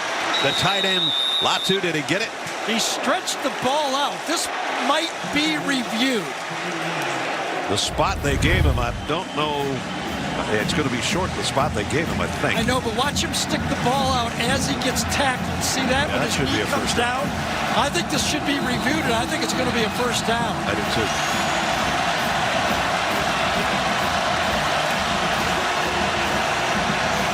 Watch when his knee comes out. You can see him looking at the down marker and stretching the ball out at the same time. Great awareness by Latu, the tight end. Alex Moore is our referee. Our replay officials, David Allman. And Alex going to trot all the way down. Here's another look. You see they have to get right to the 12-yard line. And Gene Steratore is along with us, our rules expert in New York. Gino, what do you think? You said it, Brad. A great play by Latu. We can see that his right knee hits the ground, and as it is hitting the ground, the extension with both hands on that football gets it over the line to gain. It's a great play by Latu, and I think after review, as you guys had said, they'll have a first down. Latu had a great game in the opener against the Hurricanes. Caught a couple of touchdown passes, and that's going to be a big play, too, if indeed it is a chain mover. His first year at Alabama, he played defensive end. Wow. Moved over to the tight end. Took him a little while to get accustomed to it. I'm sure he played both in high school, right? So the review underway. Call on the field again was short. And we think this was an easy one. Here's the call. The review. The receiver made the lines to gain by getting the ball to the 12-yard line. Therefore, it would be first down. First down, Alabama at the 12.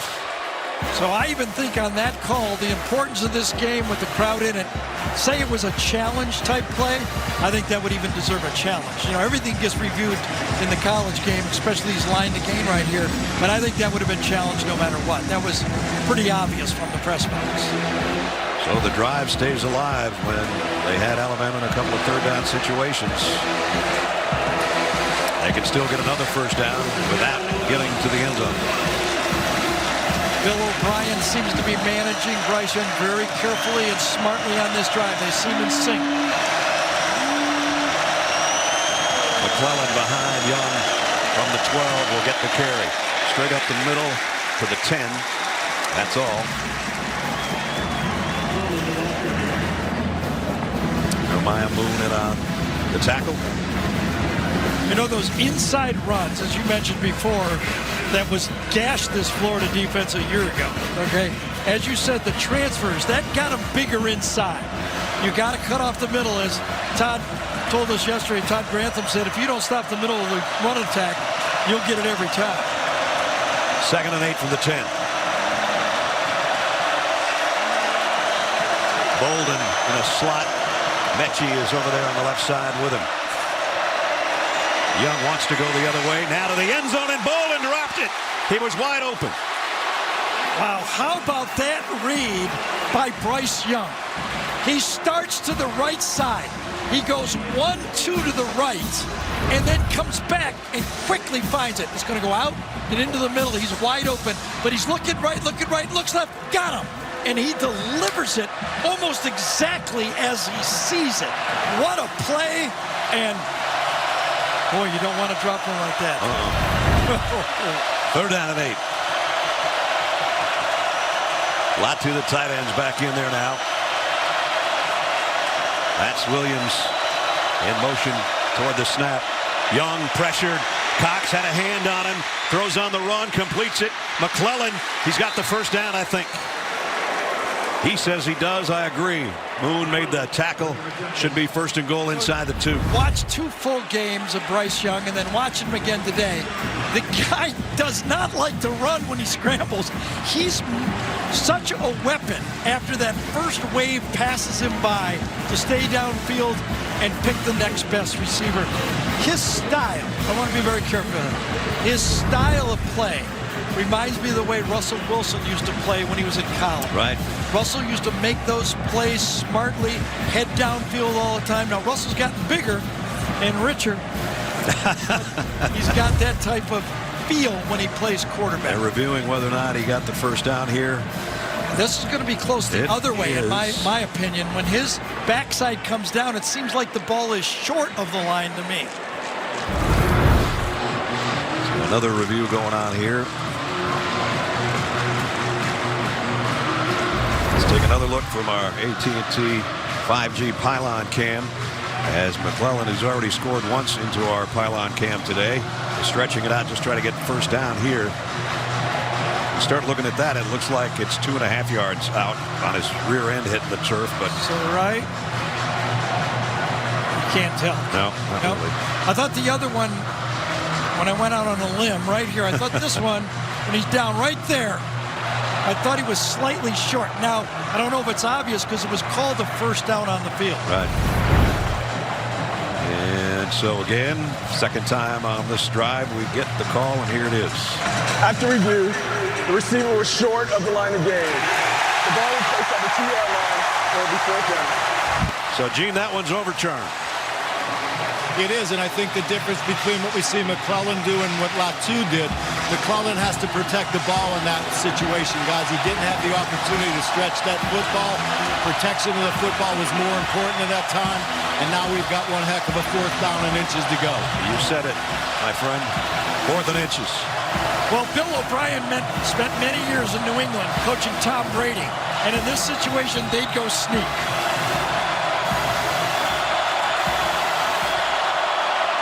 The trail man will walk in. Brian Robinson, touchdown, Alabama.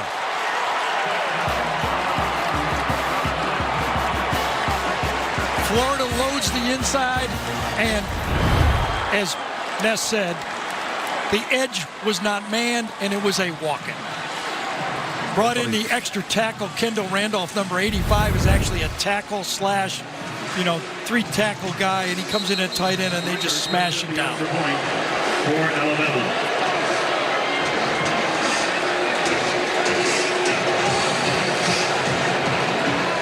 Extra point by Reichard coming up.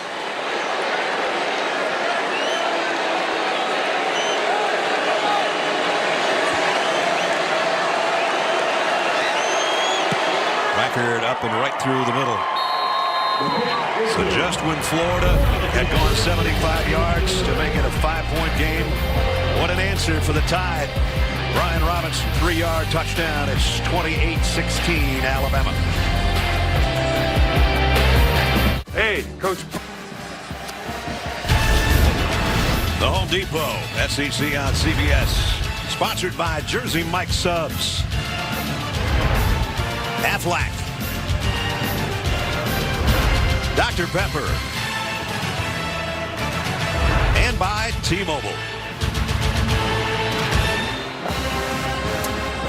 Don't forget, coming up later in the game, we'll have our play of the game presented by Jersey Mike Subs. The play of that last drive, Brian Robinson's 3-yard scoring run, and it was Jamison Williams with a 28-yard pass play from Bryce Young, and then going for it on fourth down. Right. Other big plays. I mean, penalty, by Cox on the play. Latu the ball out there. Yeah. The dump off McClellan. He gets down there to inches. A lot of big plays, a lot of clutch plays by the Alabama team on that drive. Jamarcus Weston back deep. Awaiting Will Reichard's kick. For the Gators.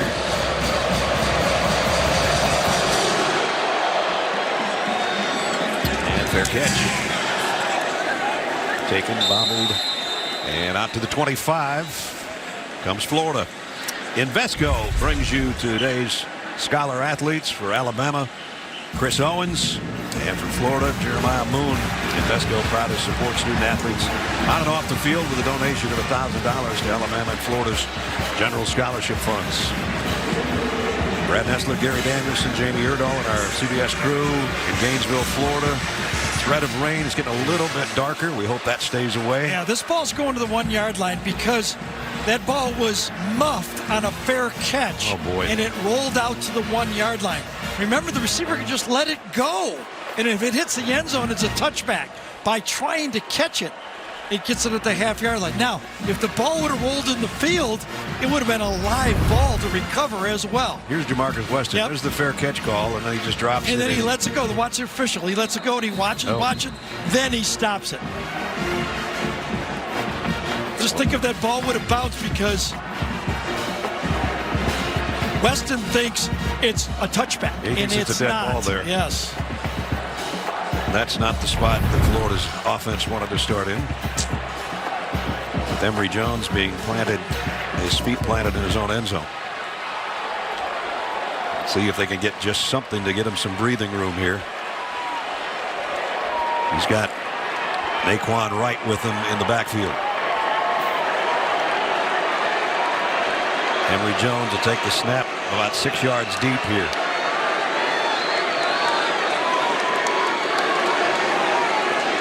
He's going to throw or wants to. And short on that a little bit, incomplete. So if you're Alabama right now, Pete Golden, I'm sure Nick Saban is in his ear and say, you get a 3-and-out here, we could put this game away with our field position we get back. Whatever you got, let's keep our best guys in. Give me your best 3 defensive calls on this, and we could score points with our defense right here. There's Pete, defensive coordinator for Alabama. I said Emory Jones is in a bad spot. I wouldn't want to be a lineman here either. You don't want to get caught holding down in this spot. 4-man front shifting for Alabama. Emory Jones flares it out, and that one's incomplete. He threw a bad one. See, you got to get, those are 5 big yards for Florida right there. Got to pull the string on another easy throw. You know, he had an easy throw in the first half that he missed, then he came back from it. But this one, that's just in the dirt. No, that was a bouncer. 3rd down and 10 from their own 1-yard line for Florida. Just when they were hoping they could get good field position and try to answer Alabama's scoring drive, they find themselves in this spot. Last time with empty, they went quarterback draw. Will they come back with that? Nope, I'll let them throw. And he completed it, and it's a 1st down and then some. Naquan Wright. Whoa, what a clutch play that was. So what threw off this Alabama defense was putting the running back to the wide side. You see Job, he's signaling zone defense because he's on the running back, but inside, Helms does not react and make the tackle to save the 1st down. Gutsy call, good throw, and got off the end of the line here. Now remember that last drive, Jones did it with a little bit of running and option. That got it going for him. Let's see if they come back to the option. 18-yard pickup when they desperately needed it on 3rd down, and now it's 1st down. He stands in the pocket, got all day, throws, and Wells was open. The throw was a little bit late, and it was nearly intercepted by Moore back there. Yeah, a little bit late and about 5 to 10 yards short on the throw. Great protection on the play. 3-man rush. He waits, he's got him right to the sideline, and it just dies out. You see Wells kind of have to stop and go to his knees for it, and could have been a big play. Yep. 2nd down and 10 from the 19 with 3.5 remaining in the quarter. Straight up the middle. Naquan Wright. One of the fastest Gators, and he's all the way out near midfield. So 2 big plays for number 6 here in the last couple of minutes. Well, Helms, number 2, the safety, came up to the outside. See him, number 2, right there to the side. He came to the outside, and once they broke the line of scrimmage, no safety to make the play. A man down for the Gators.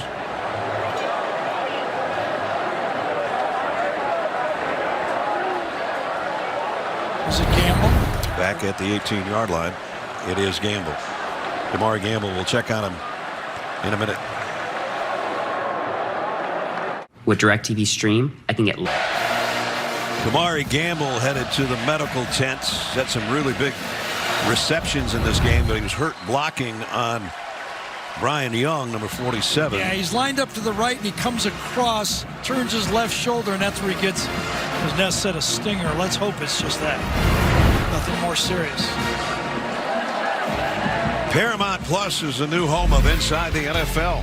Get expert insight, exclusive commentary, and special features from the hardest team of analysts in football. Catch new episodes Tuesdays at 9:30 Eastern exclusively on Paramount Plus.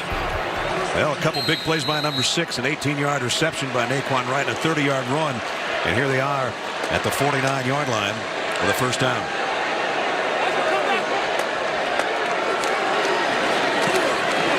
And Naquan cuts it outside. He's got another good gainer, and still going is Naquan Wright. I mean, this is a pretty impressive drive, I'll tell you this time. It's the Naquan Wright drive right now. Got it. The pass off on 3rd down got it started. That offensive line sticks with their guys.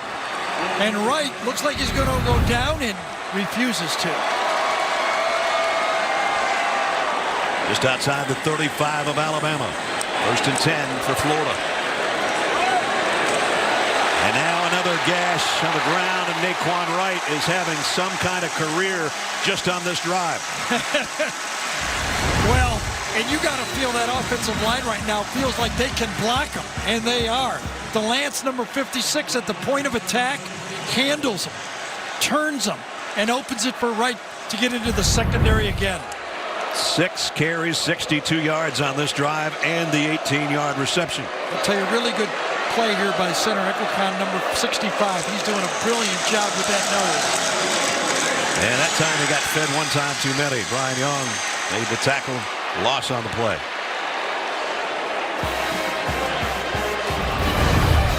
Just beats him across the head. Could not get it down that time. Delance made a good block on the last one, but Young was too quick of him. Guessed the snap count or whatever, but he was there. Got right across the face of Delance that time. The tackle blew up the play. Damian Pierce now in at tailback, giving Naquan Wright a breather. Rick Wells in motion on a second down at 14. Emory Jones, option, will keep it. Good gain. Byron Young again around on the tackle, brings up third down and about 9. They're only 2 for 9 on third down, but the last one was big. Yeah. Number 2 was big. Look at the numbers rushing. For sure. Well, Florida rather came in as a #1 rushing team in the country, but quite honestly, a lot of that was their 2 quarterbacks. But right now, Naquan Wright and Pierce and Malik Davis are all doing their work on the ground. And the threat of the option has spread out that defense. 3rd and 9. Jones going for a back shoulder throw. He got it at the 4-yard line to Xavier Henderson. And that one was by design. That was not a poor throw. That was a perfect throw. Bump and run coverage. The receiver has eyes on it. The defensive back, Emory Davis, doesn't. Perfect execution. Like to know how many times teams have gone 99 yards against Nick Saban. Maybe like never. I don't know. Yeah. Right now, they're 5 yards away from it. 1st and goal. Empty backfield. This be an Emory Jones run. They got all the receivers to the right.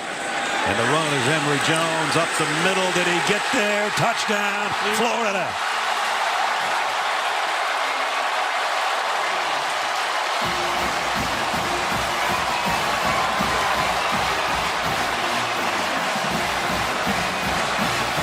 What a drive. And think about the mental toughness from Emory Jones. That second down pass when he skipped it. And then he comes back and does it on 3rd down. He runs the options. They get the running game going. The back shoulder throw. And he finishes the drive himself. Extra point for Howard upcoming.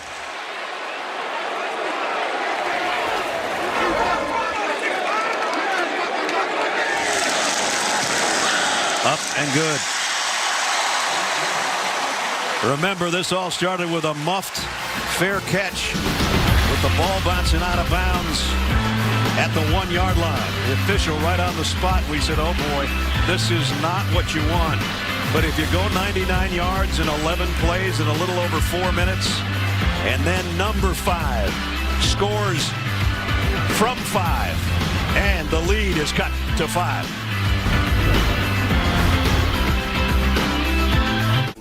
In their own special way, putting on a show right now with 29 seconds remaining. And here's the comparison. And Emory Jones's numbers are getting better and better. Bryce Young has come down to earth a little bit from the opening 3 drives of the ball game. And now we got a game. And remember, Emory, as well as the passing, has ran for over 60 yards, and he's dealing the option for extra yards as well. Got this Alabama defense off balance. Williams will bring it out from a yard deep. Jamison Williams gets tagged at about the 28, got maybe to the 29-yard line. Next Saturday, college football doubleheader on CBS. We'll start things off at noon Eastern with a Mountain West matchup between Boise State and Utah State.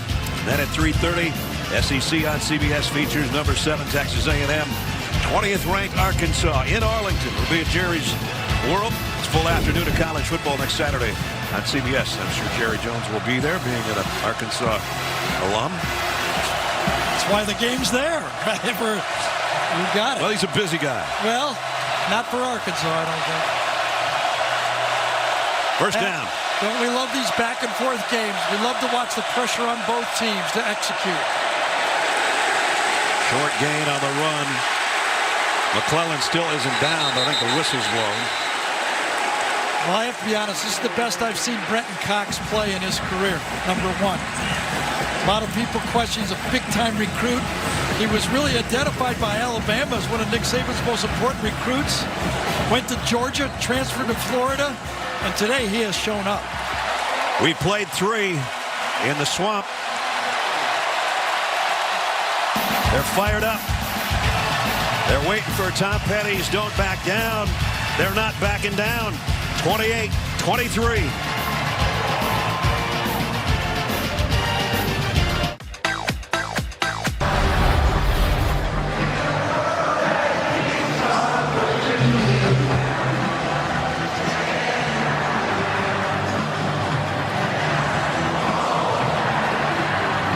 No backing down for Florida.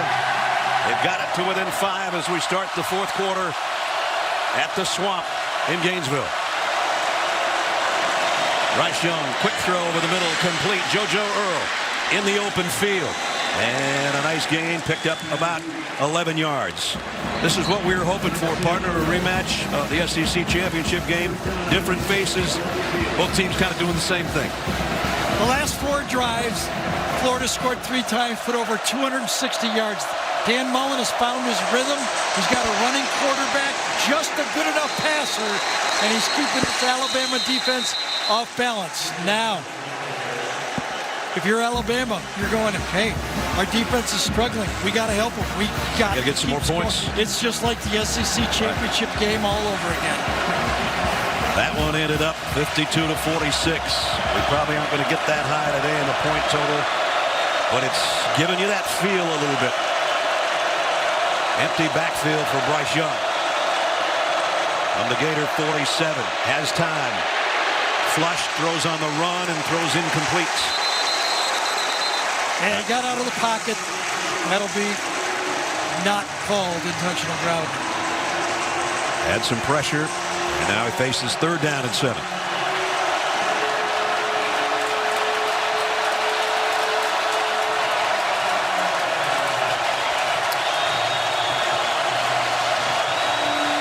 McClellan goes out. Ryan Robinson, the veteran, back in.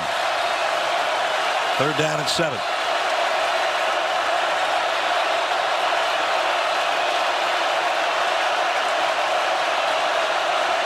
High snap.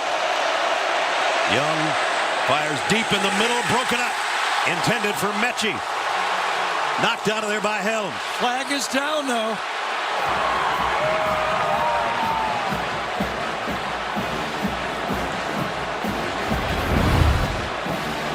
Did he get him early? Was it a grab of the jersey?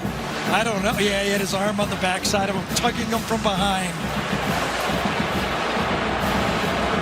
There's that left hand coming around the shoulder. Yep, just before the ball got there. Yep, that's a good call. Tight coverage, good coverage. As you see, he hits his head, his hands to his head, just, you know, a fraction early with everything.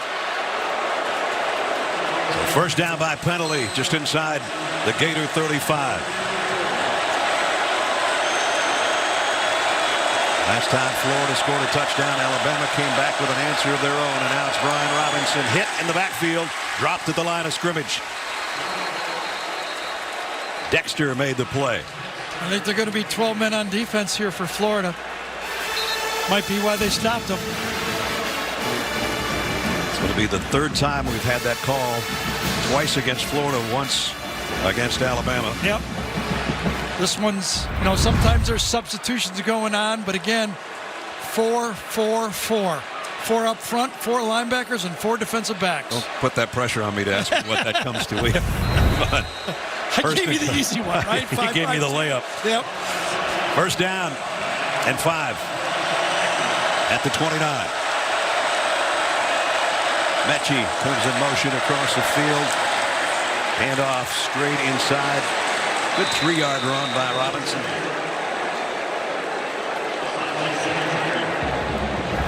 Brian Robinson workhorse, this time just going up.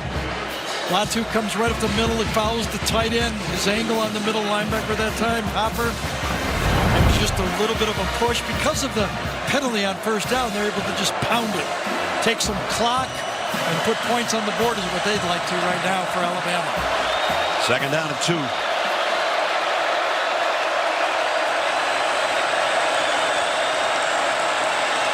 Play action. Young gonna run finally, and he's got a first down and quite a bit more. Gets inside the 20. Seems like he has a sense when running the football from the quarterback position is worthwhile. You only need 3 yards to get a first down. He's got the first down. Why not take it? Don't need to force anything in here. And then goes head first. Back in the red zone at the 19. And back to the ground, and the veteran Brian Robinson, who had close to 500 yards rushing a year ago when he would spell Najee Harris. And today he's starting to get things warmed up a little bit. Emory Jones can only look on right now with a headset, hoping his defense can get a stop or that he can get the ball back for the offense quickly. 12 minutes and change remaining in the ballgame. Quick throw in the flat. Out to Mechie. A flag down. I think we're going to have an illegal block out there, maybe on Latu. It is. Just enough of a grab to catch the attention. It was on helm number 24 that time. No need, but he went out and reached and got caught. We apologize. We're having some trouble with the referee's mic, but you're going to see it here. Gary's going to show you. RPO. He's got the edge and just enough of a tug. Got his arm and then a little bit of his face mask, it looked like, too. There you go. Raked across the face mask and the jersey. So Latu, who had a big play on their touchdown drive, keeping a drive alive, sets them back a little bit on this one. Robinson split out as a wide receiver now to the bottom of your screen. So it's an empty backfield, but it's a quick wide receiver screen to Mechie, who spins his way, keeps his footing, knocked out of bounds by Brenton Cox. They have a couple of words on the sideline. Friendly banter, I guess, at the 12. They're down at 3.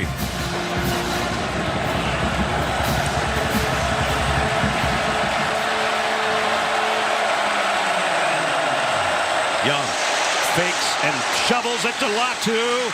And he's down, first and goal inside the 2. See what I'm saying about the Russell Wilson stuff? Yes, exactly.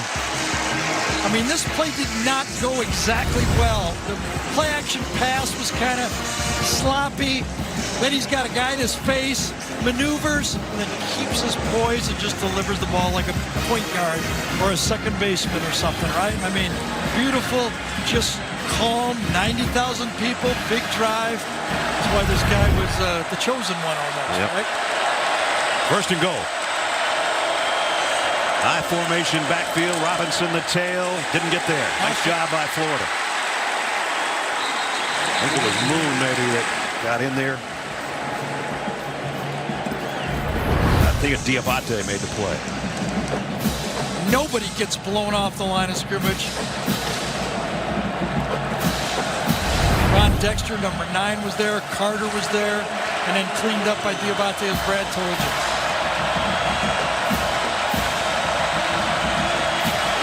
Second down and goal. Everybody packed in tight on both lines. Robinson, the tailback in the eye. They fake it to him. Young pumps, throws, and they had it tipped. And did Mechie catch it? He's out of bounds. It was Latu, not Mechie, but it was tipped.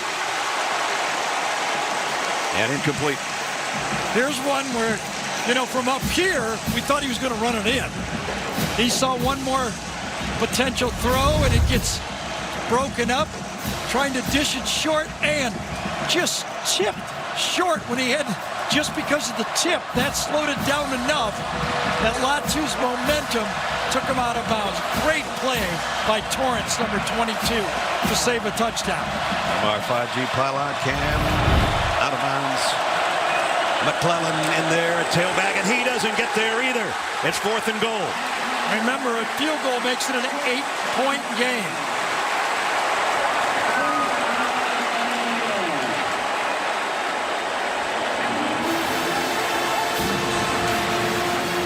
Offense staying on the field for Alabama. Just outside the 1. How about that? You come in there, you take that on head-on. Bernie, number 2, the inside linebacker, stops it. They've got their receivers spread out everywhere, 2 to each side. Timeout Florida. They didn't have anybody covered to the outside. Gonna say there's 2 guys up there all by themselves. Talk about your lonely ends. 4th and goal when we come back. Heading into retirement, we're gonna blow up. We'll never back down. We're gonna be the greatest in the world right now. Touchdown, Alabama. He throws. Ball is up. Intercepted, Alabama. And slanting in toward the goal line. He's in. Touchdown. Gators. How much? The Crimson Tide at the 1-yard line with a 4th down and goal. They got 3 touchdowns early. Florida has battled back. Alabama's last touchdown came on a 4th and 1 from the 3. This is 4th and goal from the 1. And it's an empty backfield except for number 9, Bryce Young. The box is heavy right now. Here comes Brian Robinson to join him, though. Florida's playing the run.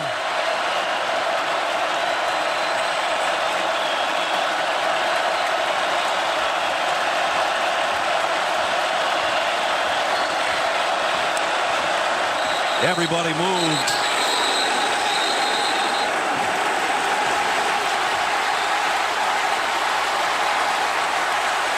Ball start, Alabama. And I give that one to the crowd, at least partially. Well, a lot was going on. And when Bryce Young came up there and says, it's a loaded box, they're forcing me to pass, he had to change the play.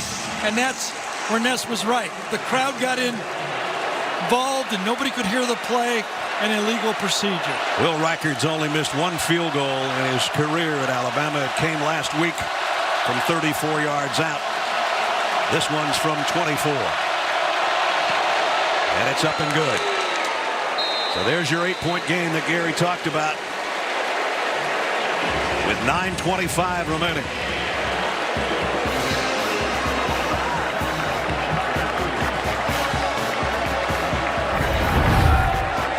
Bryce Young leads them down for a field goal, and they're up by 8.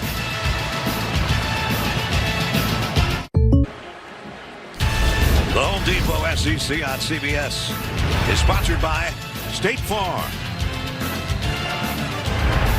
Buffalo Wild Wings, AT&T, and by GMC. Alabama gets a field goal on the last drive after going 64 yards in 14 plays. 1 blown lead under Nick Saban of 18 or more points. And that was the comeback game that you did, Gary, with Byrne. That was something special. That was. This game's become special, too. It sure didn't look like it in the first quarter when Alabama scored 3 straight touchdowns. And you're thinking what Nick Saban and Pete Golding, the defensive coordinator for Alabama, can dial up to slow down this running game for Florida. Just enough runs where the passing game is working really well. Right. Coming up after our game, Adam, Rick, and BJ with the day's best highlights on the College Football Postgame Show, presented by Rocket Mortgage. They're getting it to the guys. 9 minutes and 25 seconds of game clock time, but this is in regulation because we've got an 8-point game. And the thing that really helps with that stop down there, obviously the difference in points, but now for calling plays for Dan Mullen, he can just take his time. 1 drive is all he needs. Every play on his sheet is still available to him. No hurry up needed. Whittemore in motion. Emory Jones to take the snap. He's played a whale of a game. He rolls the throw, dumps it short, complete.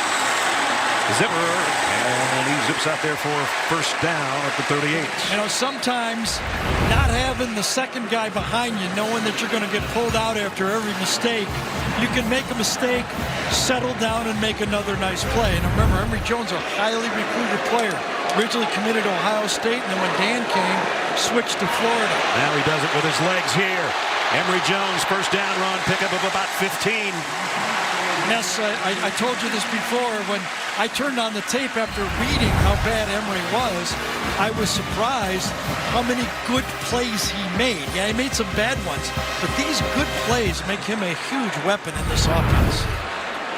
He's only really made one. As you look at Anthony Richardson on the sideline, he's only made really one bad play. It was the interception when he got leveled He had trying to some throw it. inaccurate throws, but True. I think that's just part of his game. You're going to have to live with that. There's some movement up there. And Will Anderson says it's a false start on the False Gators. start. Offense number 56. And we have our 5-yard referee's penalty. mic working now. Still first down. That is the call. As I talked over the top of him. Sorry, ref. I do that to you. It's no big deal. So they back it up. Back into Gator land at the 47. 4 straight drives. 1 punt in the last 4. That 99-yarder, one of them, we're averaging over 8 yards a play. This is the 5th drive in a row that they've kept this Alabama defense off balance. Malik Davis got dropped for a loss. Jeez, number 31. How many number 31s are there? Let's check in with Jamie. Well, you're looking at a right side of the offensive line for Florida, who at the beginning of this game, Dan Mullen said was very experienced. Gene DeLance went down, and then Stuart Reese went down. DeLance was able to come back in, but Josh Braun is still on that right side. Guys, also in that last offensive series when Kamar Gamble got hurt, he actually got cut on the left side of his face. He got stitched up. He has his helmet, and he is available. And on top of that, as you can see with Jamie, the rain is starting to fall here in Gainesville. And the ball just fell as well, and it's Will Anderson again. Oh, my God. Gee whiz. When I talked to defensive coordinator Pete Golding, I said, is number 31 going to play? He goes, you cannot keep this guy off the field. He is just a different type of cat. They call him the Terminator. I can see why. He got his knee whipped last week. He showed flashes a year ago, but he's bigger. Yeah. 10, 15 pounds bigger, more experienced, going all over the field. This time now he's lighting up on the right side. Third down and a whole bunch for Florida. They need 19, and here comes a blitz. Anderson's one of them. He gets to Jones, but Jones delivers. They're about a yard or two shy. Whittemore made the tackle, but he had to hit the turf to make the catch. So it was a zone blitz, heavy from one side, but only 4 men rushing because they dropped number 20. Middle of the field is wide open. I think that's some poor spreading out for that. And hurry up on 4th down. Lob it out, Whittemore. I don't know. The official might give him a good spot right there. That should be a first down. Let's see when he reached the ball out. Was it after he was down or not? It's called a... It is not... They haven't made a decision yet. I was going to say they're moving the sticks, but maybe they're not. They're moving the chains. So he reaches it out, but he brings it back when his knee comes down. Be interesting if the line is accurate. I think if I was a replay official, I would take a look at this. Are they going to get it off? Too late.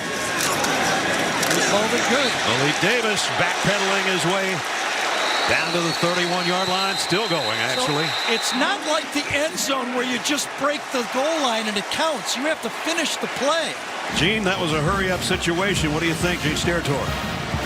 You know, even though the knee isn't down, though, when we do reach like that, a runner reaches like that, he gets all of what he can get. And even though his knee isn't down and he reaches that ball, that is still his forward progress. So if the knee goes down later than that, he gets all that he reached for, and it's a good ruling of a first down because of that reach.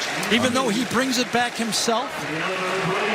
Yes, Gary, because he brings it back himself, but in that run, while he's still an upright runner and legal, what he reaches for, he gets the furthest most point. Got it. Thanks it would for be clarifying. the same as if he would be driven backward on a forward progress play. Thanks for clarifying, because it was close. Thank you. So first down on the Emory Jones run to the 28-yard line. 5 minutes left in regulation.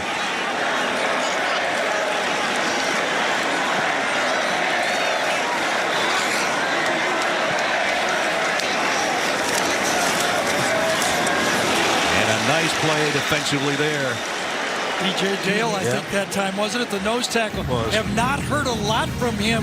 Been handled pretty well inside.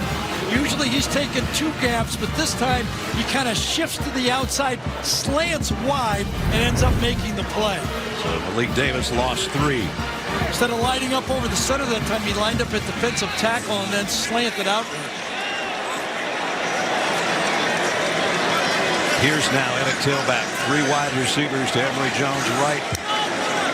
Now they empty the backfield. Jones over the middle. He's liked that spot today, and he's liked number 14 a few times. Whittemore.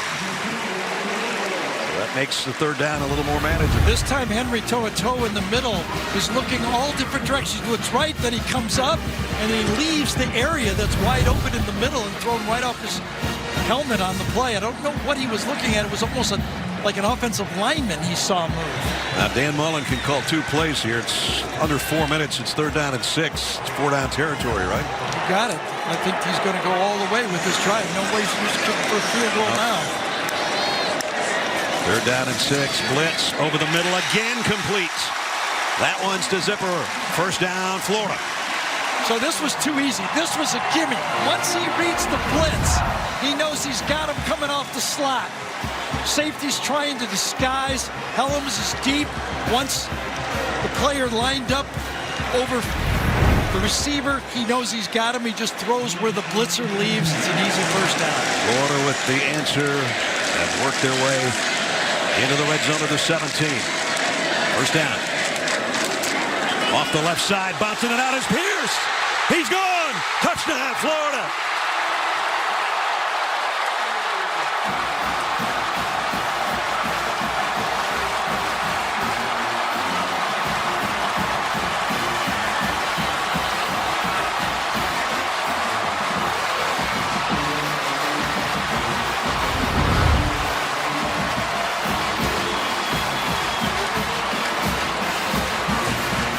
Malachi Moore, number 13, thought he got held on the play, but not called. And remember, Florida has to go for 2 here because of the missed extra point early on the touchdown.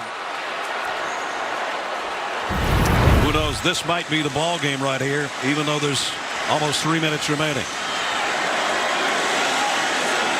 Malik Davis says to Emory Jones, what's the call from the 3? 2-point conversion. They ride it, they push it. Davis didn't get there.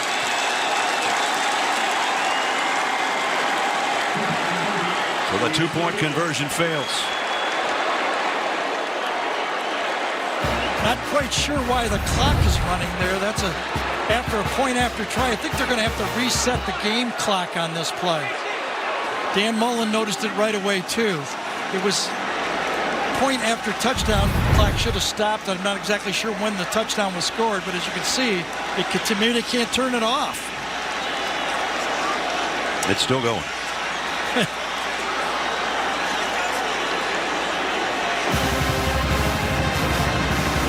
Yeah, the off button's not working. Nick Saban's defense holds on the 2-point conversion. Yep, the game clock just keeps going. And there was 2. Please reset the game clock to 3 minutes and 10 seconds. Thank you. 3 minutes and 10 seconds means with 2 timeouts, Florida has to hold them. If probably 2 first downs would do it for Alabama.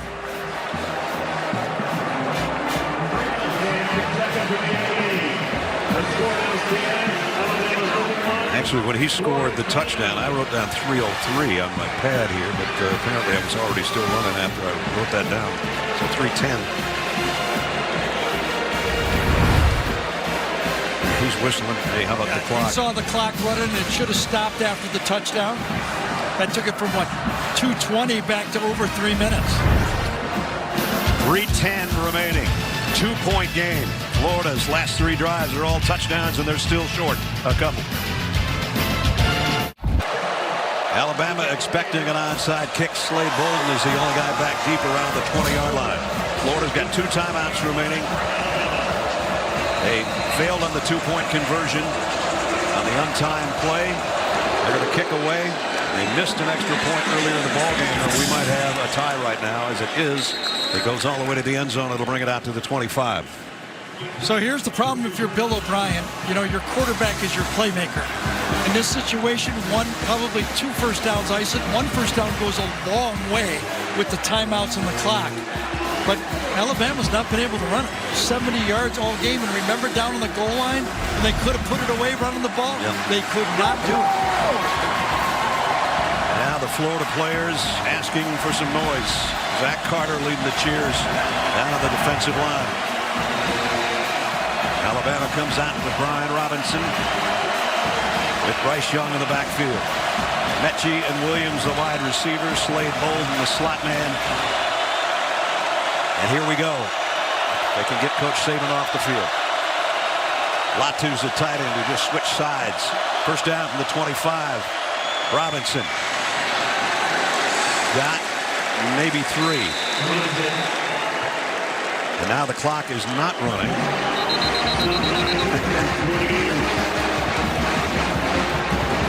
Did Florida take a timeout? Well, they had to be some time off the having an issue with the game clock. We're the time will be kept on the field. There's 2 minutes and 59 seconds remaining in the game. What a revelation that is that we're having issues with the clock. Right. So this is difficult for Dan. He has to stay right with that side official and know exactly the amount of time on the clock the whole time because he can't depend on the clock on the scoreboard. And we've got an injured Gator as well. With 2:59, we think, remaining.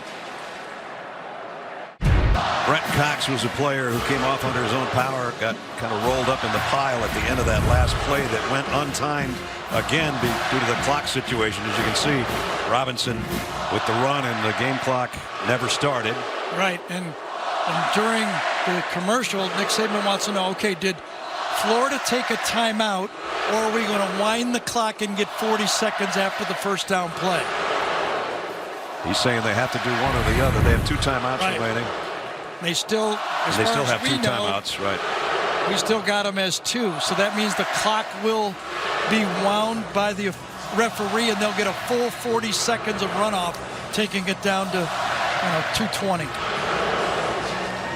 Let's see if that's the case. Boy, a game like this, the magnitude of this, and then you have in our day of electronics, an electronic problem that has both coaches sort of steaming, has the fans wondering, and has CBS in a 2-point game. And even though that was a 3-yard run, it wasn't clean. It was a push. It was stopped up really well by that front 7 for Florida. Well, they're not running out. Bryce Young says, I thought they were going to do something with the clock. Well, since the clock on the scoreboard isn't working, he has to look at the play clock to know how long he's gone. That seems play clock is working. And so he Gary can see said that on the field. Right. So just do your math down there. Take the 2:59. Around 2:20ish when the snap. Yeah, right in there. But he's got to look to the sideline because he doesn't really have any way of knowing. I'm sure he's got the go-ahead now. Let's snap it, and that's not get a penalty, and they do. Robinson, a couple yards shy of the first down, be third. And this should be a timeout by Florida right here.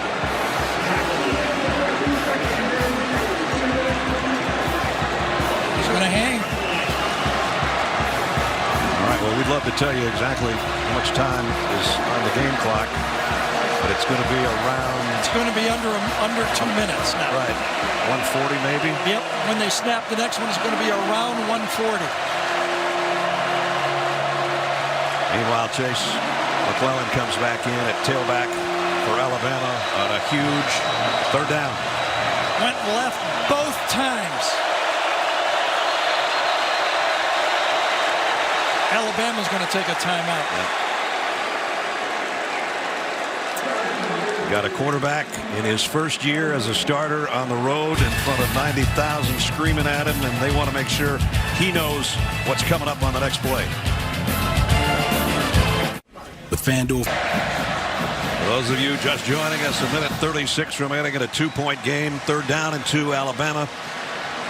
The game clock is at least showing us 1:36. That is the official time. We don't know if it's going to run when the time comes on this next play. And it'll begin on the snap. Same situation down on the goal line when Alabama could not stick it in to put the game away. Ryan Robinson in the backfield. Bryce Young under center will give it to him, and he got the first down. A huge first down on a day when Alabama has struggled on the ground. They give it to their veteran tailback, Brian Robinson. Came back the other way. Nice athletic play by number 55 Ekiar on that one. He stepped outside. The defender went inside and he adjusted and got just enough of him to make it a positive play. So another 40 seconds will go off, so we're under a minute before Dan can take a timeout.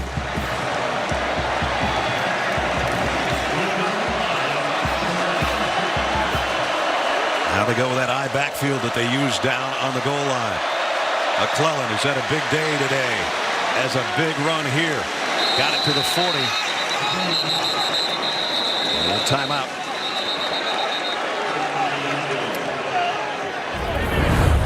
Now the game clock will now change, and it'll go down by about 50 seconds.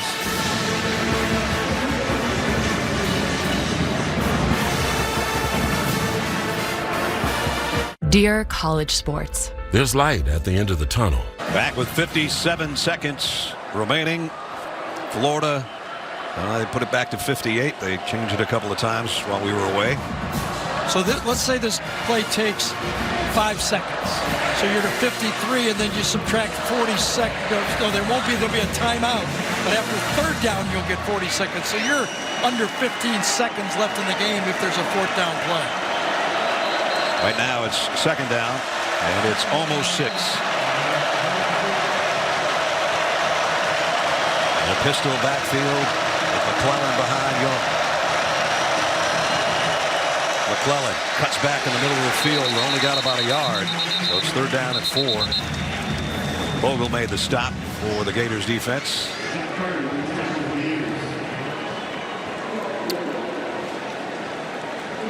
Well, we got a quick timeout here. Time for our GMC game changer today. And even if they lose, this guy is pretty special. Emory Jones, Gary said the crowd looking over his shoulder, another quarterback looking over his shoulder, and he handled the pressure pretty well today. He did. Sometimes not having that guy trotting in, you can just handle a mistake. It's like those guys that shoot the threes in basketball. Yeah, I missed 5. I'm due. Yeah, I'm going to keep shooting. Yep. There's what he's done. 76 on the ground and a touchdown. Almost 200 in the air. So right now, if you're Alabama, I wonder if you even hand the ball off here. Do you just let the quarterback kind of roll and buy time as much as you can? Anything but a fumble here, and Alabama should be able to put the game away. Maybe punt with a few seconds, or sometimes they throw the high pass to end the game.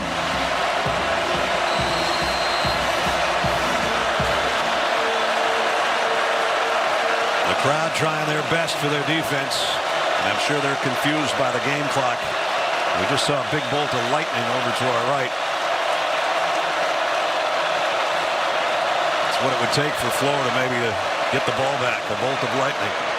McClellan cuts back in the middle of the field. He gets buried. He's at least 2 yards, almost 3 yards shy of the first down, and it's fourth down. Game clock is now good. It's separated by about 9 seconds. So Alabama has a timeout that they can run it all the way down and decide what to do. I think if I read the lips of Nick Saban, he just said he's going to call timeout to the umpire, but we'll see. They have 2 remaining. Florida has none, obviously. You know, both teams said we're going to find out what we're made of today. They both have. They have. I mean, as much as sometimes in a win, Nick Saban will get on his football team, I can bet you he won't in this. He will salute them to the fight it was and how they survived it. It's funny, Todd Grantham was with Nick as a defensive coach when he was at Michigan State, and Correct. You said, was he happy after a win? He said, heck no, up there. He was a lot happier after a loss because he knew that he could take everybody to task the next day. Well, you know, he reads his team really well. Yep. Great experience. When he has a cupcake, he rides them hard. When he has a tough SEC game on the road, he congratulates them for competing. Now they got to finish it. You got to punt the ball here. You can't just throw it up in the air. You'll give Florida the ball with a chance for a field goal, so you have to punt it. That would mean James Burnett has done an excellent job today. The only nightmare for the game I keep thinking about, remember that game that was over between Michigan and Michigan State? Yeah. All you got to do is punt the ball and it's over. And the snap was over. It was bobbled and it went the other way. That's the only seemed like chance. Or a block. Florida's got everybody up except one guy back.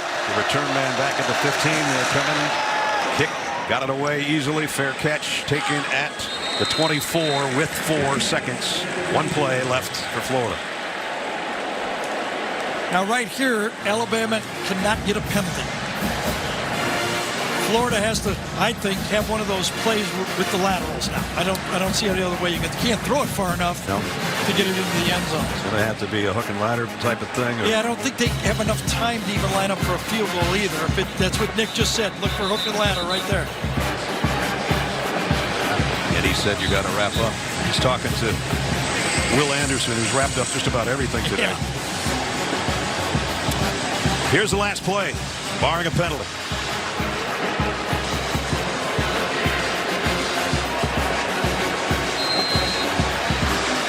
Emory Jones, all his receivers, I should say 3 of his receivers to his right, 1 to the left. Final chance for Florida. They bring a late 4th man on the rush. Jones is in trouble, dancing around, and down he goes, and that is ball game. And I think I said this in Atlanta in December. Alabama survives the Gators. 31-29. And Florida says we can compete with anyone. That's right. And Alabama now with their young quarterback knows that they can win on a hostile situation on the road. And this time they brought a delayed 4th guy. And that's when the pocket started to collapse and Emory Jones had to improvise. An early missed extra point. Yeah. Changed the whole dynamic of strategy in the game. Winning coach is with Jamie Erdahl. Coach, this game delivered as it was billed. I know consistency is a word that you were big on today, but was resiliency the answer in the end? Well, I think so, and I think the offense did a great job of answering the bell in the game. We didn't stop them on defense. We had some long yardage situations. We didn't execute very well. But the offense always answered the bell, and I think that was the key to the game. So, but our team needs to learn how to just maintain intensity throughout the game. I thought we got tired on defense. They looked a lot quicker than us, but we got a lot of good players. We just got to get them to play a little better. And you could talk Bryce Young's ear off until it was blue about what it was going to be like here, but he had clock issues down the stretch, and he was the true field general. What do you have to say about his performance? Well, he did a good job, but I also about had a heart attack a couple times when the shot clock's down to 1. All right, and we're, but he did do a great job. He managed the game well. One of the things that was an issue for us is we like to go on clap, and the center couldn't hear the clap, so we had to go on silent. And when we went on silent, we got a couple penalties because we weren't all on the same page. It's what happened on the 1-yard line with all the noise. So, but for the most part, guys did a pretty good job. Thanks, Coach. Appreciate it. Thank you. So he's a pretty happy guy. See, that's what we said. That's what I thought. And I'd walk in with that guy. I'd walk in anywhere with Will Anderson. So would I. I go any place. I don't even care if it's enemy territory. And this is for Alabama, but they came out on top by 2. And Bryce Young talking to Jamie down there after 3 touchdown performance. Now it's time for the play of the game, presented by Jersey Mike Subs. There's a lot of candidates for this, but this was a 2-point play at the 3-yard line. And the Alabama defense does their job barely. And this is how Eli Gold, our good buddy, called it on the Alabama Radio Network. 2-point conversion try.